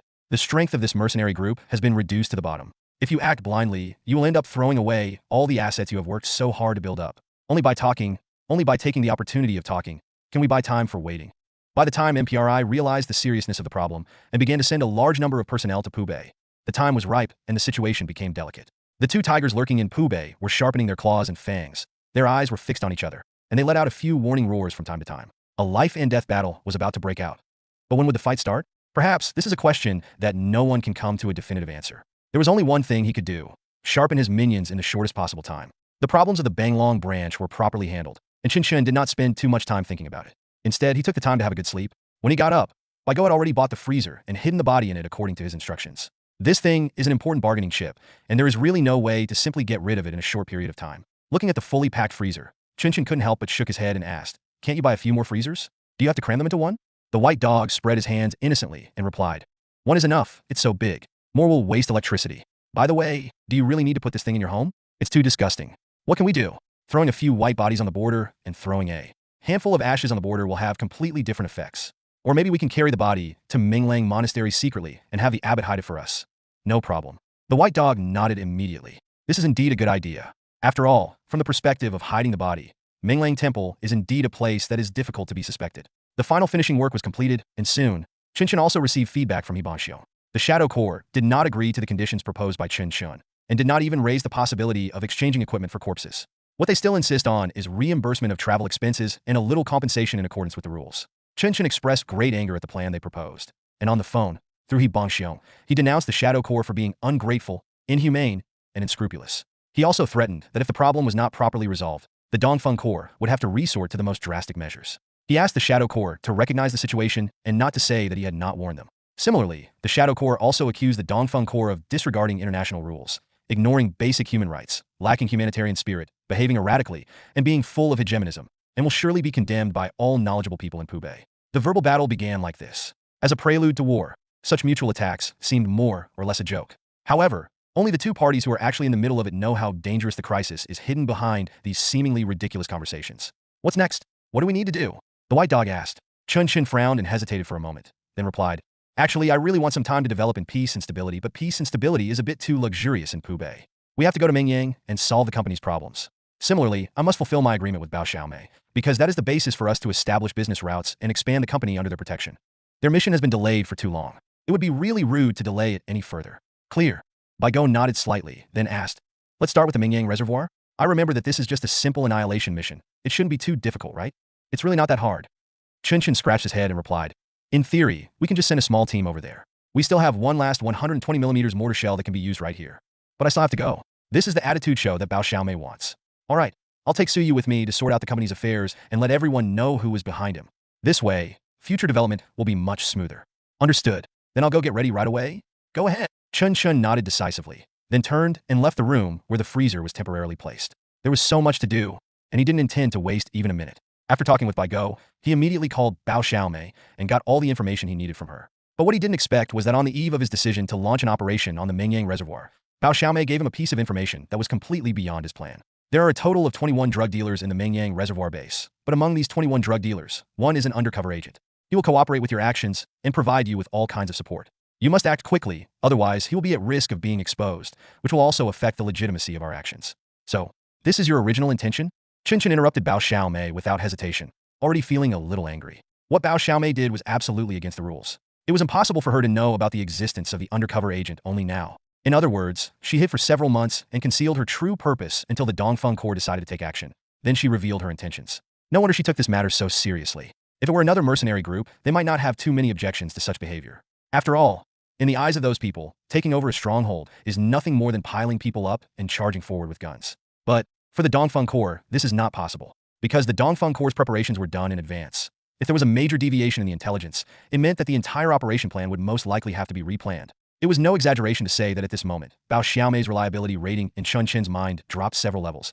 And the funny thing was that Bao Xiaomei was unaware of this and even tried to defend herself. We just received the news. Originally, this was just an annihilation operation, but the situation became complicated because of the appearance of an undercover agent. We have to ensure the safety of the undercover agent. Whose undercover is he? Chen Chen interrupted Bao Xiaomei again. After hesitating for a moment, she replied, "It's our own people." Mr. Chen, I definitely didn't mean to conceal it on purpose. This is also for his safety. He can't get out. You have to get him out. If this thing can be done well, we will all benefit. Moreover, this matter is related to the Shadow Corps you are dealing with. Drug dealers, Kachin, Shadow Corps, MPRI, Wenbang, CIA, this is a complete chain of interests. Just as Xiaoyu once said, there are no trivial matters in Pubei. Every trivial matter that seems isolated and has no connection with any other forces, if you look into it carefully, actually hides a big thing behind it. Even Wan and I, which was defeated by the Dongfeng Corps at the beginning, was actually related to the major events that took place in Dakali, because Chen Chen and Zhao were planning to defeat it. Needless to say, Wanchi village was originally a victim abandoned after the struggle between the Nguyen Long Group, the Myanmar Army, the 7th Brigade, Nakam, and other forces. If you can't see it, it's simply because your status is not high enough. So, when Bao Xiaomei said that the drug dealers in Mengyang Reservoir are related to the Shadow Corps, Chen Chen did not show any surprise.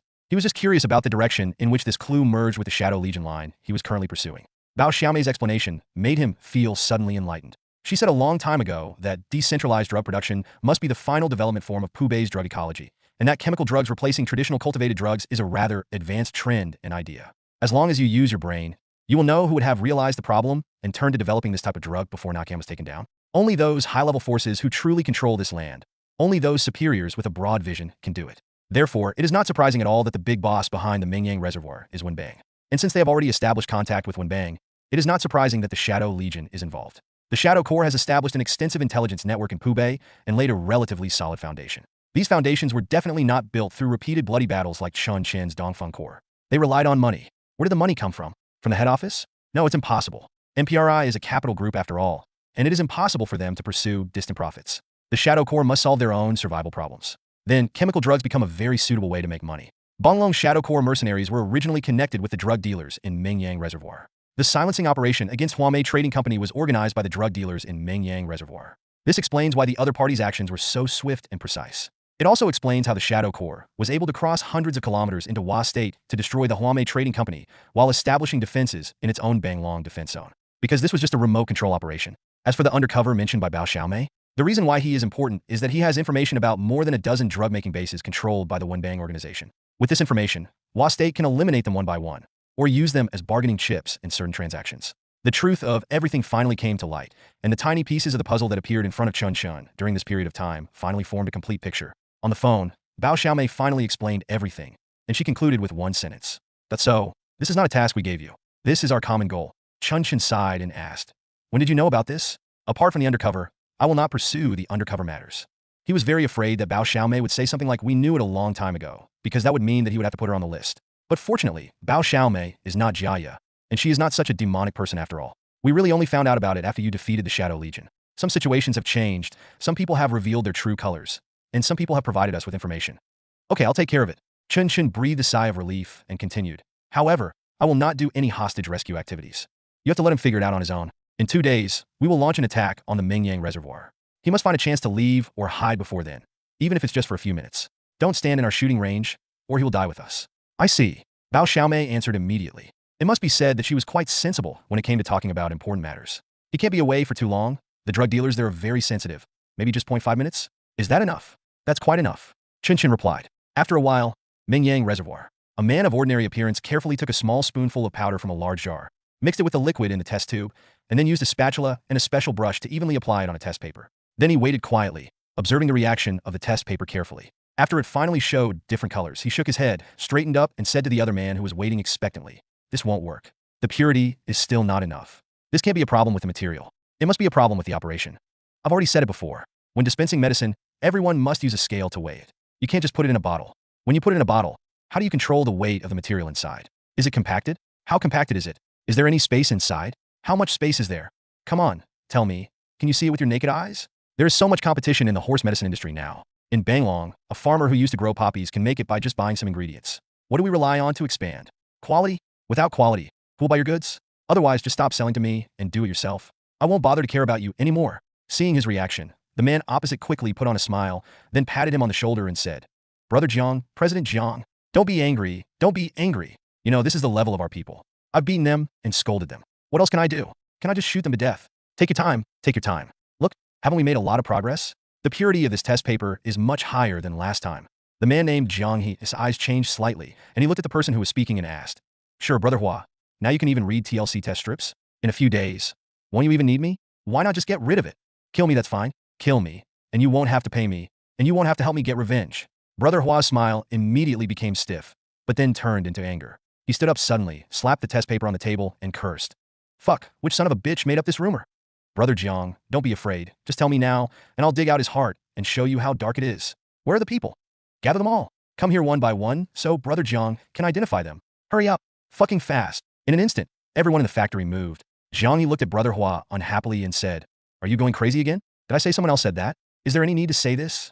Fuck, how many months have I been here? Not to mention taking a vacation. I haven't even been out of the reservoir a few times. You always tell me to go down the mountain for a walk and to go to the city to relax, but how many times have I been there?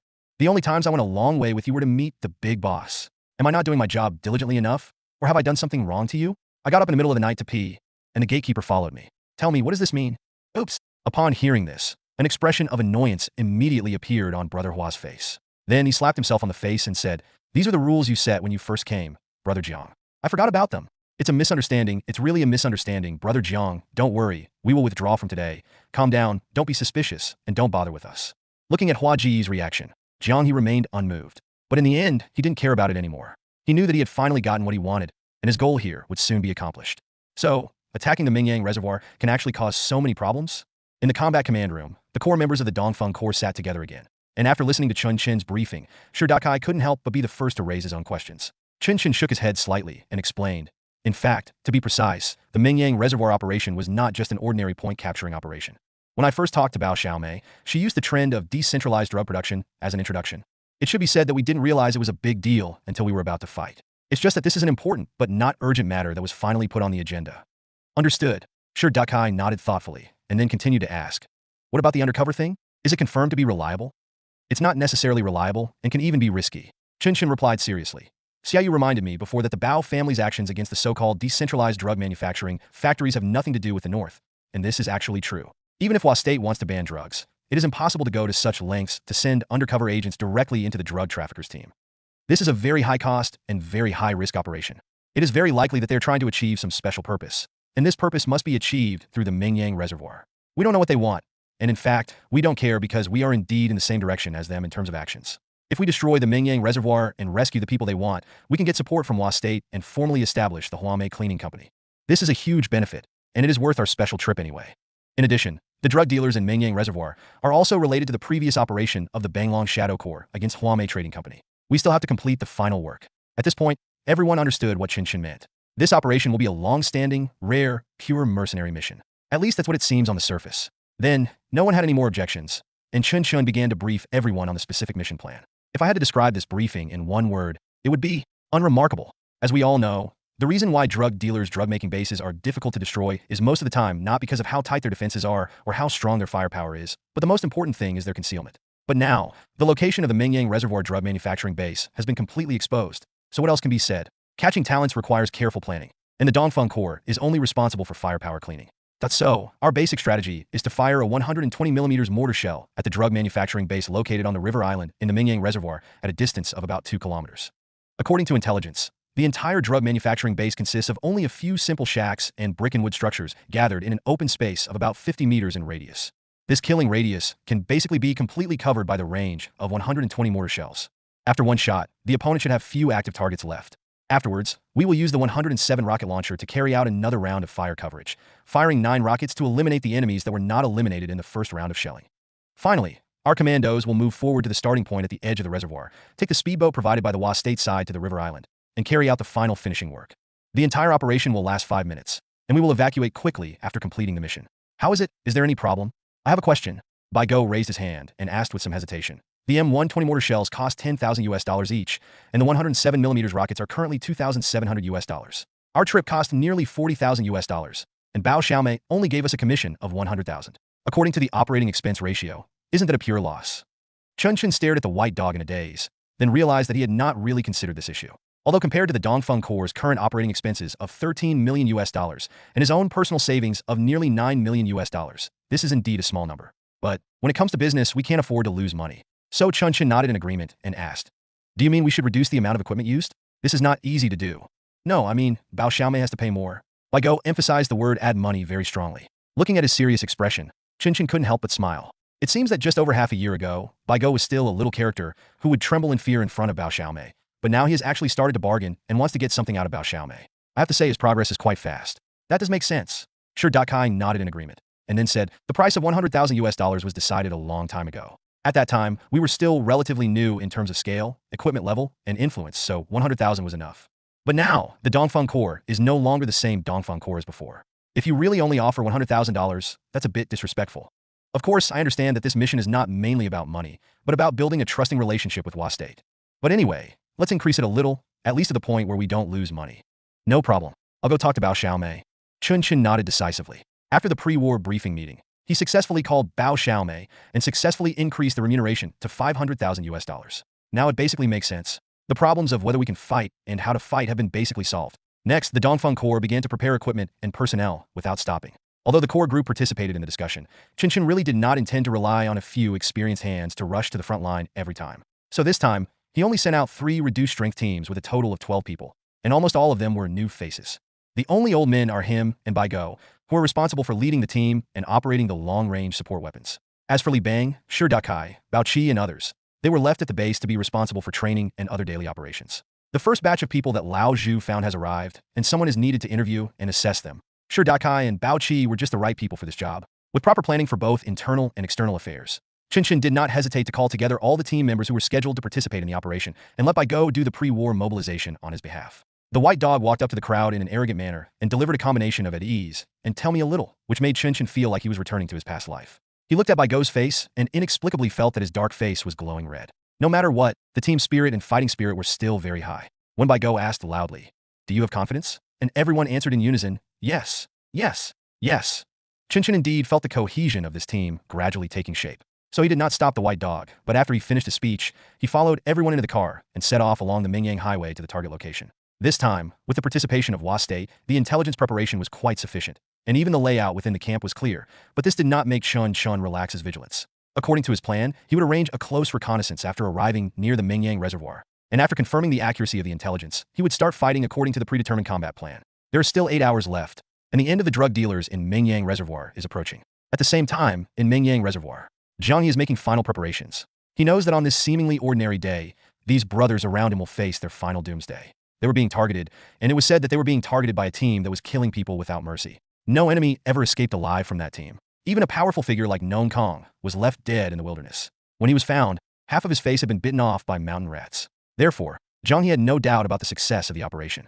The only thing he wanted to do was to run as far away as possible when the scheduled time arrived, to the point where he would absolutely not be affected. Looking at those criminals who were still busy making drugs in the factory, Zhang He couldn't help but feel a sense of pleasure of revenge. He had waited for this day for too long. In fact, if you really want to care about it, I don't have too many noble ideas. From the beginning, when he infiltrated the drug dealers led by Hua Qin at Mingyang Reservoir as a chemistry teacher, what he wanted to do was very clear. That is, to gain their trust, obtain enough intelligence, and then hand this intelligence to Wa State and other forces, and use their power to catch this group of drug dealers in one fell swoop. No, this is not justice, because he is not for drug control at all. Even at the beginning, the person he was working with was not from Hua State, but another drug dealer named Xian Wenlong from Huizai. He proposed a request for cooperation to Xian Wenlong, analyzed to him the impact that the large-scale development of this new drug might have on his business, and gained Xian Wenlong's trust and got the opportunity for cooperation. Unfortunately, the undercover operation had not been going on for long when his contact with Xian Wenlong was cut off. I don't know what kind of warning or threat the biggest drug dealer besides Nakam received. In short, he no longer contacted me, and all the convenient conditions provided by me disappeared. I have to say, those were difficult days. Jiang He was nearly killed by Hua Qin because of this, but fortunately, with the help of his professional knowledge, Hua Qin realized his own value again. Changed the formula of horse medicine, ephedra fruit. Introduce advanced purity analysis equipment. Formulate standardized drug production processes, and find new chemical raw materials to replace traditional ephedra. The cost has been reduced, the quality has been improved, and the safety has been raised to an unknown level. Hua Qin made a lot of money, sold a lot of drugs, and his trust in Jiang He also increased. This kind of trust is very bitter. Jiang He knows that his trust from Hua Qin was actually earned by the lives that were devoured by drugs, one after another. But he doesn't care. He just wants revenge. He was lying on the bed, holding a photo whose edges had been faded from being touched, and his eyes were filled with murderous intent. There's a girl in the photo. A girl who doesn't look very old, but already has a hint of girlish temperament. Of course this girl was his daughter, and of course she had died long ago. In fact, in this area, this kind of thing is not that rare. What Jiang He really couldn't accept was the way she died, and the way the murderers dealt with it. She was just playing by the river for a while when a stray bullet inexplicably got into her brain. When he arrived, most of her brain had been carried away by the river. At that time, I jumped into the water like a madman to fish out the white brain tissue floating in the backwater and put it back into the completely open skull in vain, as if by doing this, my daughter would come back to life. But of course this is impossible. She died after all. From the front, she looked like she was asleep. But from the back, it is empty. Jiang He let out a long breath, and at this moment, the man named Hua Qin pushed the door and walked in. But he just glanced at the other person lazily, and his eyes returned to the photo again. Still looking at pictures of your niece? Hua Qin sat down on a chair nearby and asked in a gentle tone. Well, if she hadn't died, she would be in high school now. This made Hua Qin swallow back what he was about to say. After a few seconds of silence, he finally spoke. He's already dead. I can only mourn for him. I told you when you first came here that this kind of thing is very common. You want revenge, but now Nuakong has been killed, and all his men are dead. So who do you want revenge on? Listen to my advice, brother. Just make money. If there is a chance in the future, you can help us expand it, and then we can find a way to find the murderer. I promise that I will dig out their hearts and put them in front of you. You are so devoted to me. I will never treat you unfairly. Hearing his words, Jiang He nodded without comment, and then asked, what do you want to talk to me about? Hua Qin scratched his head and replied, it's not a big deal. If you're in a bad mood, forget it. I was planning to invite you to have a drink tonight. We haven't relaxed for a long time. You guys drink it. Jiang He waved his hand and ignored Hua Qin. At this moment, he felt that his good luck had finally arrived. The right time, the right place, and the right people. This drug manufacturing den is bound to be destroyed. And after this hideout is destroyed, he can escape smoothly and do bigger things with the information he has already obtained. Hua Qin? He is not the target, he is just a stepping stone. His real target is the Pamon camp, Thailand, and those decent people who are hypocritically manipulating the entire Golden Triangle criminal network. Hua Qin, Hua Qin, do you know how long it took me to find a gang that calls Magua Miao? No one. You're going to die today. Don't blame me for being cruel. If you want to blame someone, blame yourself for following the wrong person. Note 1. Ma Yao is a transliteration of Thai. It is common in the Golden Triangle, but not in northern Myanmar. This proves the relationship behind the drug traffickers in the Mong Yang Reservoir. Chapter 231. At 8 o'clock in the evening, the Dongfeng Corps had arrived at assembly point number 1 near the Mengyang Reservoir, which was also the location of the designated artillery position. This location is 1,800 meters away from the river island of Mengyang Reservoir. There are no obstacles in between, so whether using mortars or rocket launchers, good angles and firing ranges can be obtained. More importantly, this place is sparsely populated, and the Dongfeng Corps can clear obstacles and prepare positions without restraint. By the time they had completed all preparations and calibrated the mortars and rocket launchers for the final time, it was only 9 o'clock. Chen Chen lay on the ground and issued an order to the assault team to advance to the number 2 position near the jungle on the edge of the reservoir for concealment. When everyone started to move, he stayed behind with the white dog, quietly monitoring the movements of the camp through the Recon 3. The location chosen by these drug dealers is really good. A place like Hexinzu is a good place for attack or defense. They may seem isolated and helpless, but as long as they have 2 boats ready, if someone attacks, they can sail the boats around the reservoir and then dive into the nearby jungle. Even gods cannot catch them. Our long-range firepower strike plan may be the only effective plan, but there are not many teams in Pubei that can launch artillery attacks outside their alert range. No wonder Hua State didn't take action. They really don't have the ability to do so. The white dog sighed, while Chen Chen shook his head and denied it. The United Hua State Army is much stronger than you think. It's not that they don't have the strength, but they have to consider the impact of many aspects and can't rush to the front alone. Let's put it this way. We are very likely to be the famous V again, but it doesn't matter. If you offend us, the consequences will be the same as if you offend V. Hearing this, Baigo nodded thoughtfully and stopped talking. A moment later, the 2 of them heard in their earphones that the assault team had arrived at the designated starting position and found the target speedboat. The speed was very fast, and it took less than 20 minutes to cover a distance of nearly 600 meters. Remember, this was 20 minutes in jungle terrain. It can be seen that Lin He's familiarity with the jungle really plays an irreplaceable role in many cases. As long as he is around, Chen Chen will never regard jungle maneuvering as a problem. After the assault team was deployed, Lin He continued to advance, bypassing a distance of nearly 4 kilometers to reach the east bank of the reservoir and conduct reconnaissance from a relatively close position. The situation has indeed not changed at all, and all the information is exactly the same as provided by Bao Xiaomei. This means that the intelligence green light is on. Lin He retreated back to the starting position. As all the combatants were deployed, the mission entered the most boring and also the longest perceived stage. That's waiting. According to the plan agreed with Bao Xiaomei, the attack will be launched on time at 11 o'clock. Before the attack, the informant mentioned by Bao Xiaomei will leave the central area of Hexinzu and find a way to retreat to the water at the edge of the island to avoid the explosion damage whose accuracy may not be that good. He would not be able to send a signal or indicate his location to the Dongfeng Corps. The only thing both sides can rely on is a simple time signal. Can this time signal save his life? Chen Chen was not 100% sure, but since we have to gamble anyway, we might as well be bolder. Time passed by minute, and the lurking in the jungle gave Chen Chen a familiar illusion. Gazing at the island in the middle of the river with dim lights flickering in the distance, his thoughts couldn't help but become a little dazed. A year ago, he was staring at the Wanhanai camp in this way. At that time, he only had an SVD, and the only way to observe was through the PS01 that came with the SVD. And now he has a Recon 3 thermal imaging telescope, an M82A1 sniper rifle, a full set of level 4 bulletproof vests, and an M120 mortar on his back. The speed at which his equipment is upgraded is really fast. That's the source. It's a bit incorrect. All of them were stolen. Really, when I think about it carefully, none of these things on me were bought with any money. Even the level 4 bulletproof vest has been changed countless times. And now he is wearing the interceptor provided by the Shadow Legion to his mercenaries. Well, being a bandit to this extent, he is like a patriarch. However, fighting a war to seize money, food, and equipment sounds fun, but it cannot last long.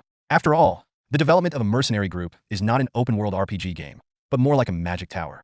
In the early stages, you can rely on killing monsters to grab attribute points and equipment, but if the arrangement is not good and the combat effectiveness is not improved enough, you will eventually be stuck in front of a monster and will never be able to move forward. This is the situation for most of the forces in this land, but Chen Chen doesn't want to be like them. So, we still have to farm.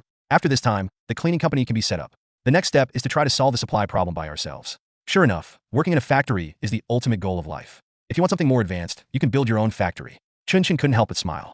He seemed to have seen the look on the faces of those masters in the north when his factory produced 191, and they were so surprised that they wanted to slice themselves into slices for research. Wait, I won't really be sliced and studied by then, will I? Never mind, I better not think that far ahead. And at this moment, the watch has reached 10:55. Chen Chen stood up, drove the cannonball to the muzzle of the 120-meter mortar, and then handed the fuse to Bai Go. Attention all units, the countdown to action is 15 minutes. You may start checking your watches. Received, check completed. 22 hours, 55 minutes, and 36 seconds. 37, 40, 45-inch Yang Shu's answer came from the radio, and Chen Chen raised the telescope again to look at the island in the distance. At this moment, an extremely blurry figure suddenly appeared in his sight. The figure flashed out from the woods of Hexinzu and finally stopped at the riverside of Hexinzu. Immediately afterwards, another 2 figures appeared beside him. After staying for a while, they turned around and returned to the center of Hexinzu. There is no doubt that this must be the undercover agent that Bao Xiaomei mentioned. All the conditions were met. Chen Chen did not hesitate any longer and gave the order. The assault team is on its way. Receive. The moment the numbers on his watch jumped to 2200 hours, he pressed the ignition button of the 107 fire. At the same time, the white dog also pulled the 120-degree fuse. 9 rockets flew out of the gun like 9 fire dragons, followed closely by the whistling sound of heavy mortar shells. Seconds later, the mortar shell landed. The flames disappeared in an instant, and several seconds later, Chen Chen heard the explosion coming from afar. He knew that everything was actually over. Zhang Yi soaked in the water in a daze. He couldn't understand why this so-called attack would be launched in such a form. He thought that the team would rush over in a speedboat with machine guns mounted on the speedboat and fire at the island. The drug dealers on the island would keep firing back with their guns, but would then be knocked down one by the machine guns. During the process, the attacking party may suffer casualties, but they will definitely reach the island with their superb combat qualities and firm will. Then a team of people will rush to their side and press their heads to cover their evacuation, while others will continue to move forward wearing night vision goggles and throwing smoke bombs until all other active targets are eliminated. Isn't that how it's played out in Hollywood movies? Even if I take a step back, aren't all the drug-busting operations I've seen on the news played out like this? But what the hell is going on now? With a sharp whistle, I suddenly lost my hearing. Then, under the huge shockwave, his chest felt like it was hit hard by a 1,000-pound rock, causing his lungs to shrink into a ball. This kind of pain is something I have never experienced before, or rather, I have experienced it before. When my daughter died, I felt my heart shrink into a ball. But that feeling was more psychological, and now it was real. His heart was beating so hard that Jiang he felt he couldn't even breathe. He saw someone running towards him, but the person fell to the ground dead before he could take a few steps. Jiang he was really scared, but this was not the end. From the other side of the reservoir, several fire dragons rushed over with unstoppable force, and then fell straight onto the island. That was a rocket. Jiang He spat out the water that filled his mouth, and he felt a taste of rust in his mouth.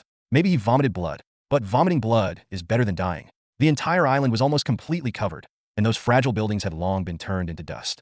The unlucky guy who had just fallen not far in front of him was hit by a rocket again, as if he was the chosen one. After the explosion, his body turned into blood mist and floated in the air. Wasn't this scene a bit too big? Jiang He felt that he was completely confused, even to the point that, when the speedboat stopped beside him, he didn't even react by raising his hands in surrender.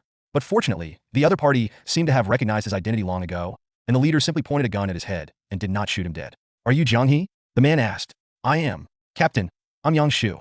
The target is safe. Prepare to start clearing the entire island. Clear. Clear. After a brief conversation, Yang Shu turned to Jiang He again and said, wait here. Shorty Mouse, be on alert, the rest of you. Follow me to clean up. Group 1 has taken control of the dock and is advancing from east to west. Pay attention to friend or foe identification, and pay attention to follow-up shots. There are 4 sellers in total. Don't use thermite bullets. Use grenades. Clear. Everyone answered again, and after leaving 2 people behind, everyone in Group 2, including Yang Shu, set off immediately. The moment they turned around, Jiang He suddenly stood up from the water and asked in panic, wait, there are only 4 of you? Yang Shu paused and replied, for people are enough to fight them. Intermittent gunshots continued to ring out, and Hua Qin's death struggle that Jiang He had expected did not appear at all. The whole battle was carried out quickly and cleanly, and he even felt that it was not a battle, but cleaning. After the last gunshot, the entire Hexinzu Island fell into silence. A few minutes later, the 2 people on guard nearby received an order and brought Jiang He to the camp. It was not until this time that Jiang He truly saw the situation in the camp. There was an obvious bomb crater in the north-central part of the camp. The soil around the crater had been completely turned over and was as soft as if it had been carefully plowed. Food could be grown as long as seeds were sown. There were corpses lying all over the ground, and the place with the highest density of corpses was the party hall in the camp. Those people were probably still drinking, and then suddenly, the glasses in their hands shattered into powder. Immediately afterwards, their fragile internal organs were shattered into powder, which was a shocking sight. Looking at this hellish scene, Jiang He's body trembled uncontrollably. But the men around him didn't seem to have any emotions. They just stood indifferently where they were supposed to be, looking around vigilantly. I've counted them. There are over 20 bodies in total. The intelligence said there were 21 people, so it should be complete. Can you confirm one last time which one is the leader? Hearing Yang Shu's question, Jiang He nodded quickly, and then carefully checked with the help of the tactical flashlight at the other party's gun muzzle. It only took him 2 minutes to find Hua Qin, who was already naked. His face was completely distorted, and his chest was directly cut open by shrapnel. Under the neatly broken ribs was a heart that was no longer beating. Jiang He suddenly felt a little ironic. This man always said he would tear out other people's hearts and livers. Now his heart and liver were really being taken out.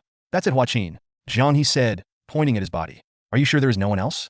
Don't even think about hiding it. If we find any details that don't match the information you said, you will definitely not survive tonight.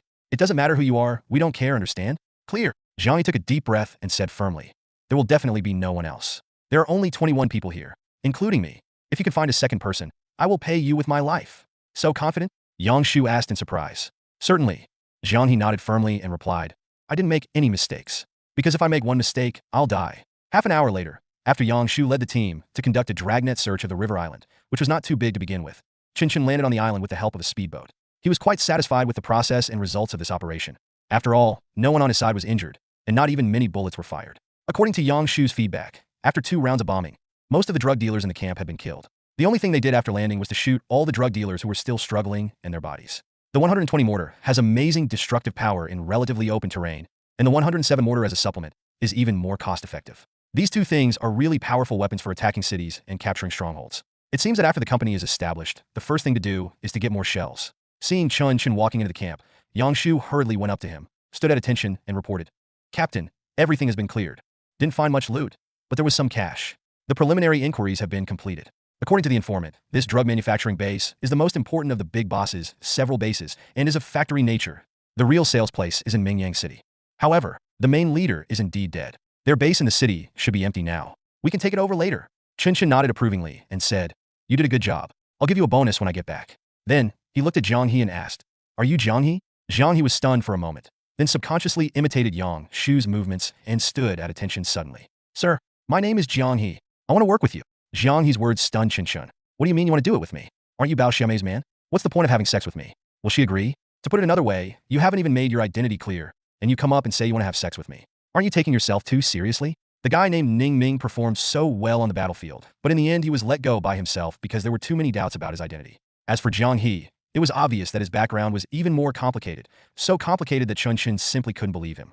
Therefore, compared with Jiang He's enthusiasm, Chen Chen was much colder.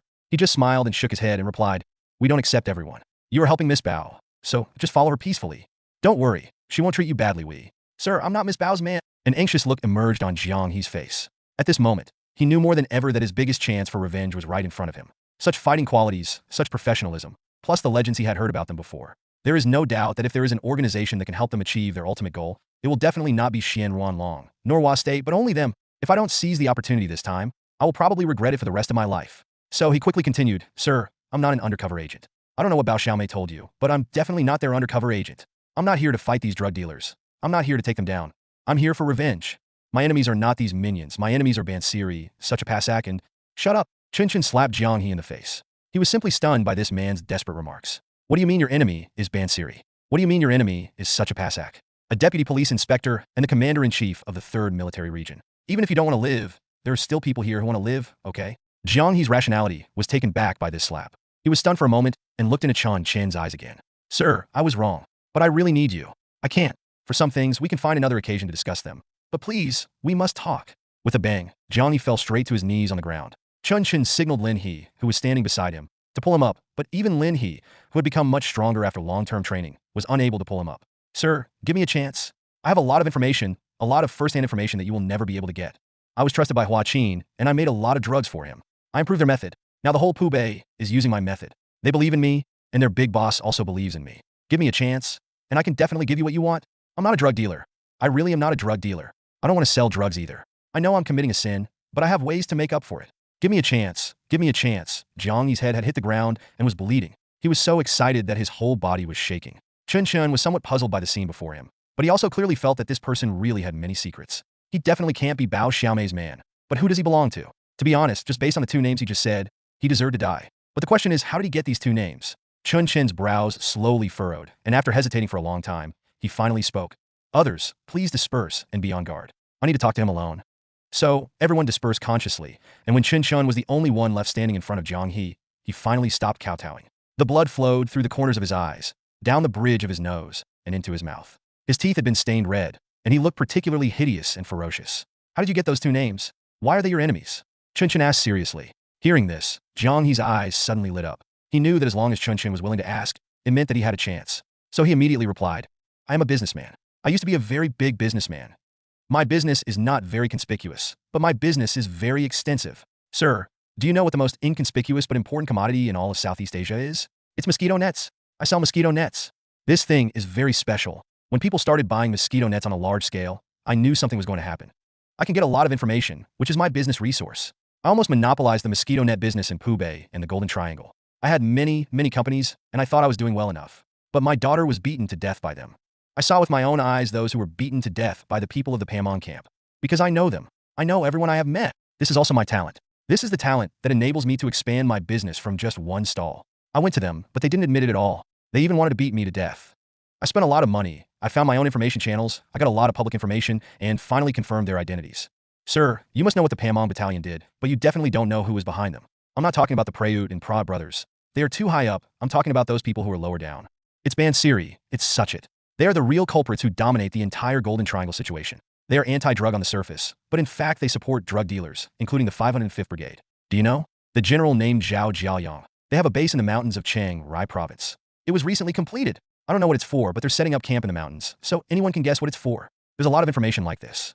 That's enough. Chen Chen stopped Jiang He. He stared into the man's eyes, and waves of emotion surged in his heart. There is no doubt that it is impossible for this person to obtain any closed-source intelligence.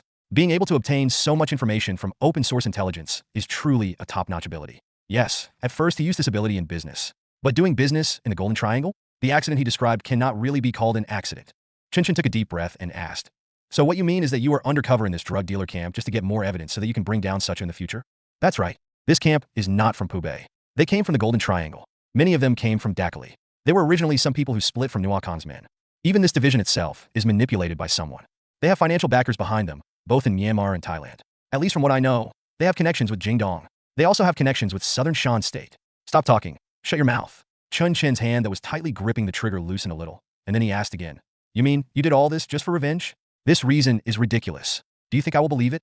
Jiang He was obviously stunned. But then he asked back, Sir, you are the Dongfeng Corps, right? This place is very close to Mungka. Only you have such fighting power.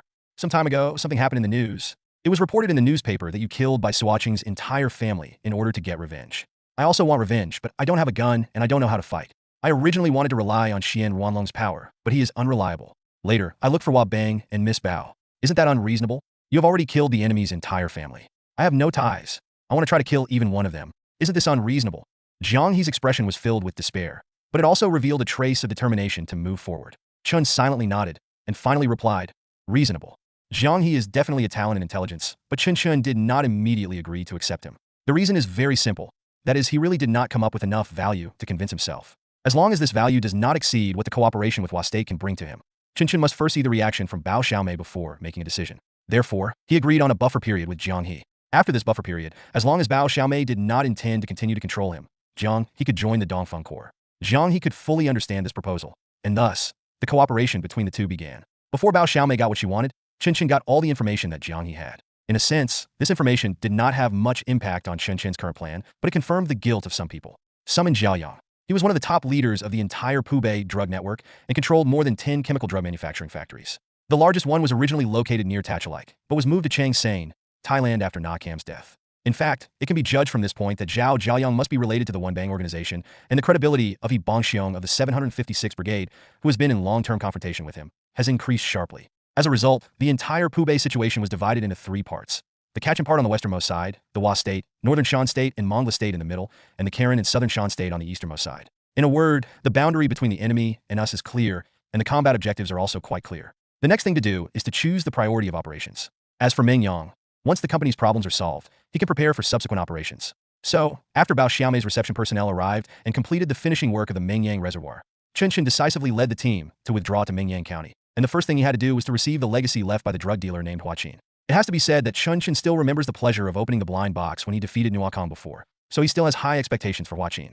But after he actually found Hua Qin's base and counted all his property, he discovered that this guy really didn't have much money. All his deposits added up to less than $1 million, and his only valuables were a few watches, not expensive ones. Even if calculated by the selling price, they were only worth tens of thousands of dollars. Logically speaking, this is very inappropriate, but considering what Zhang He said about Hua Qin being a gambler, it seems quite reasonable.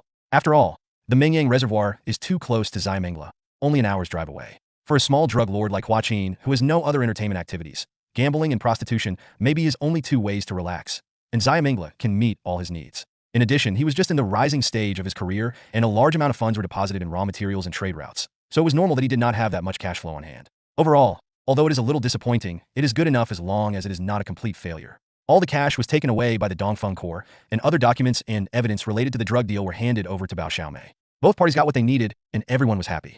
Sitting in the office of the newly cleaned and reopened Huamei Commercial Bank, or Huamei Housekeeping Cleaning Service Company, Bao Xiaomei said cheerfully with a smile on her face, "Mr. Chen, even though you said you were unwilling before, our cooperation is still very pleasant."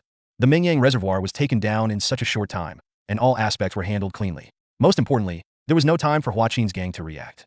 Until now, their superiors still haven't figured out what's going on because they just lost contact off the cliff. Fast enough, ruthless enough, and decisive enough. I finally understand why some things are so expensive. There is a reason why they are expensive. Hearing her words, Chen Chen smiled slightly and replied, "This is just our job." But then again, Miss Bao already knew they were online? Chen Chen accurately hit the flaw in Bao Xiaomei's words. The latter was embarrassed and stunned for a moment, then replied, "If I say I don't know, I'm afraid Mr. Chen will also have a grudge. But no matter what, we, especially I, really have no ill will towards you. It's just a very basic form of self-protection. Maybe you can say that, right?" Chen Chen nodded without comment. He did not bother with Bao Xiaomei about the question of malice or good intentions. Instead, he asked directly, "What are you going to do with the information in Zhang He's hands? If we are still allies, at least in this regard, we should share, right? We can share a lot of things." Bao Xiaomei gave Chen Chen an ambiguous look, but the latter didn't respond at all, so she had to shake her head in boredom and continued. Southern Shan State, the Golden Triangle, Kachin, Thailand. This is a complete alliance of interests. They were originally opposed to Myanmar, but from the current situation, the two camps are intertwined and their interests are deeply bound. This means that the situation in the entire region may develop in a direction that we have not previously anticipated. Under the background of drug prohibition, the blood that this land depends on for survival will be drained, and the interests that will be damaged are all the castles in the air built on the foundation of crime. What we want to do is not complicated. We just want to be half a step faster than everyone else. Mr. Chen, isn't this what you were doing? I don't want to hear your macro strategy, not this big pie. Chen Chen sighed and continued. Miss Bao, if you keep hiding things from others like this, how can you expect others to be sincere to you? Or do you think that I'm not qualified to participate in these things? No, of course you are qualified. No one is more qualified than you. Bao Xiaomei leaned forward slightly and moved closer to Chen Chen. The curve of her chest was fully exposed in front of Chen Chen. As she moved, the trembling whiteness, like solidified fat, occupied Chen Chen's entire field of vision. Chen Chen did not deliberately divert his gaze, but glanced at her calmly, and then focused his eyes on Bao Xiaomei's face. I thought you really had no interest in these things, Bao Xiaomei said coquettishly. I'm looking at your no matter card. I'm gonna get one for sure, Dakai. Chen Chen said seriously. I can give this to you too, but you have to reach out and take it yourself. Bao Xiaomei puffed out her chest, and Chen Chen smiled, but didn't respond. Let's get back to business. What is it? Bao Xiaomei sighed, as if she felt sorry for Chen Chen's lack of understanding of romance. But in the end, she was still able to distinguish the primary from the secondary. So, after a brief pause, she said, we need to help Ho Bangsung take over Jingdong. You? Northern Shan State and Hua State. No, only Hua State. Understood. Chen Chen breathed a sigh of relief. After Bao Xiaomei said this, everything she had done before was explained. What about the Northern Shan State-Hua State alliance, provoking Northern and Southern Shan States, winning over me, allowing me to constantly shuttle back and forth in the territory of Hua State and mess up the entire Kokong? It turns out that all of this is for this day. They wanted to take the first important town from the old Burmese, and then rely on this important town to gradually erode the entire Pubei. The ambition is very big. No wonder the little fish kept himself away from them. Looking at Bao Xiaomei's serious expression, Chen Chen lowered his voice and asked, aren't you worried that Yi Bongxiong will turn against us? He won't. This is an alliance of interests. Our interests are highly consistent, and they are also highly consistent with your interests. That's why you can join this matter, but the 7th Brigade cannot. Mr. Chen, I believe you understand the problem. I also believe that you will not disclose information that should not be disclosed to other forces before the matter is settled. Because that is definitely not in your interest. This is an indisputable fact. Anyone who can make a name for himself in this big family of Hua State is indeed no small figure. Bao Xiaomei's move was quite steady, yet also quite pioneering. Before her, absolutely no one had tried to do such a thing, and to a large extent, there was even irreconcilable hatred between the various forces. The fact that she was able to thread the needle among these forces and skillfully unite the interests of everyone to the level of forming an alliance also proved her political skills.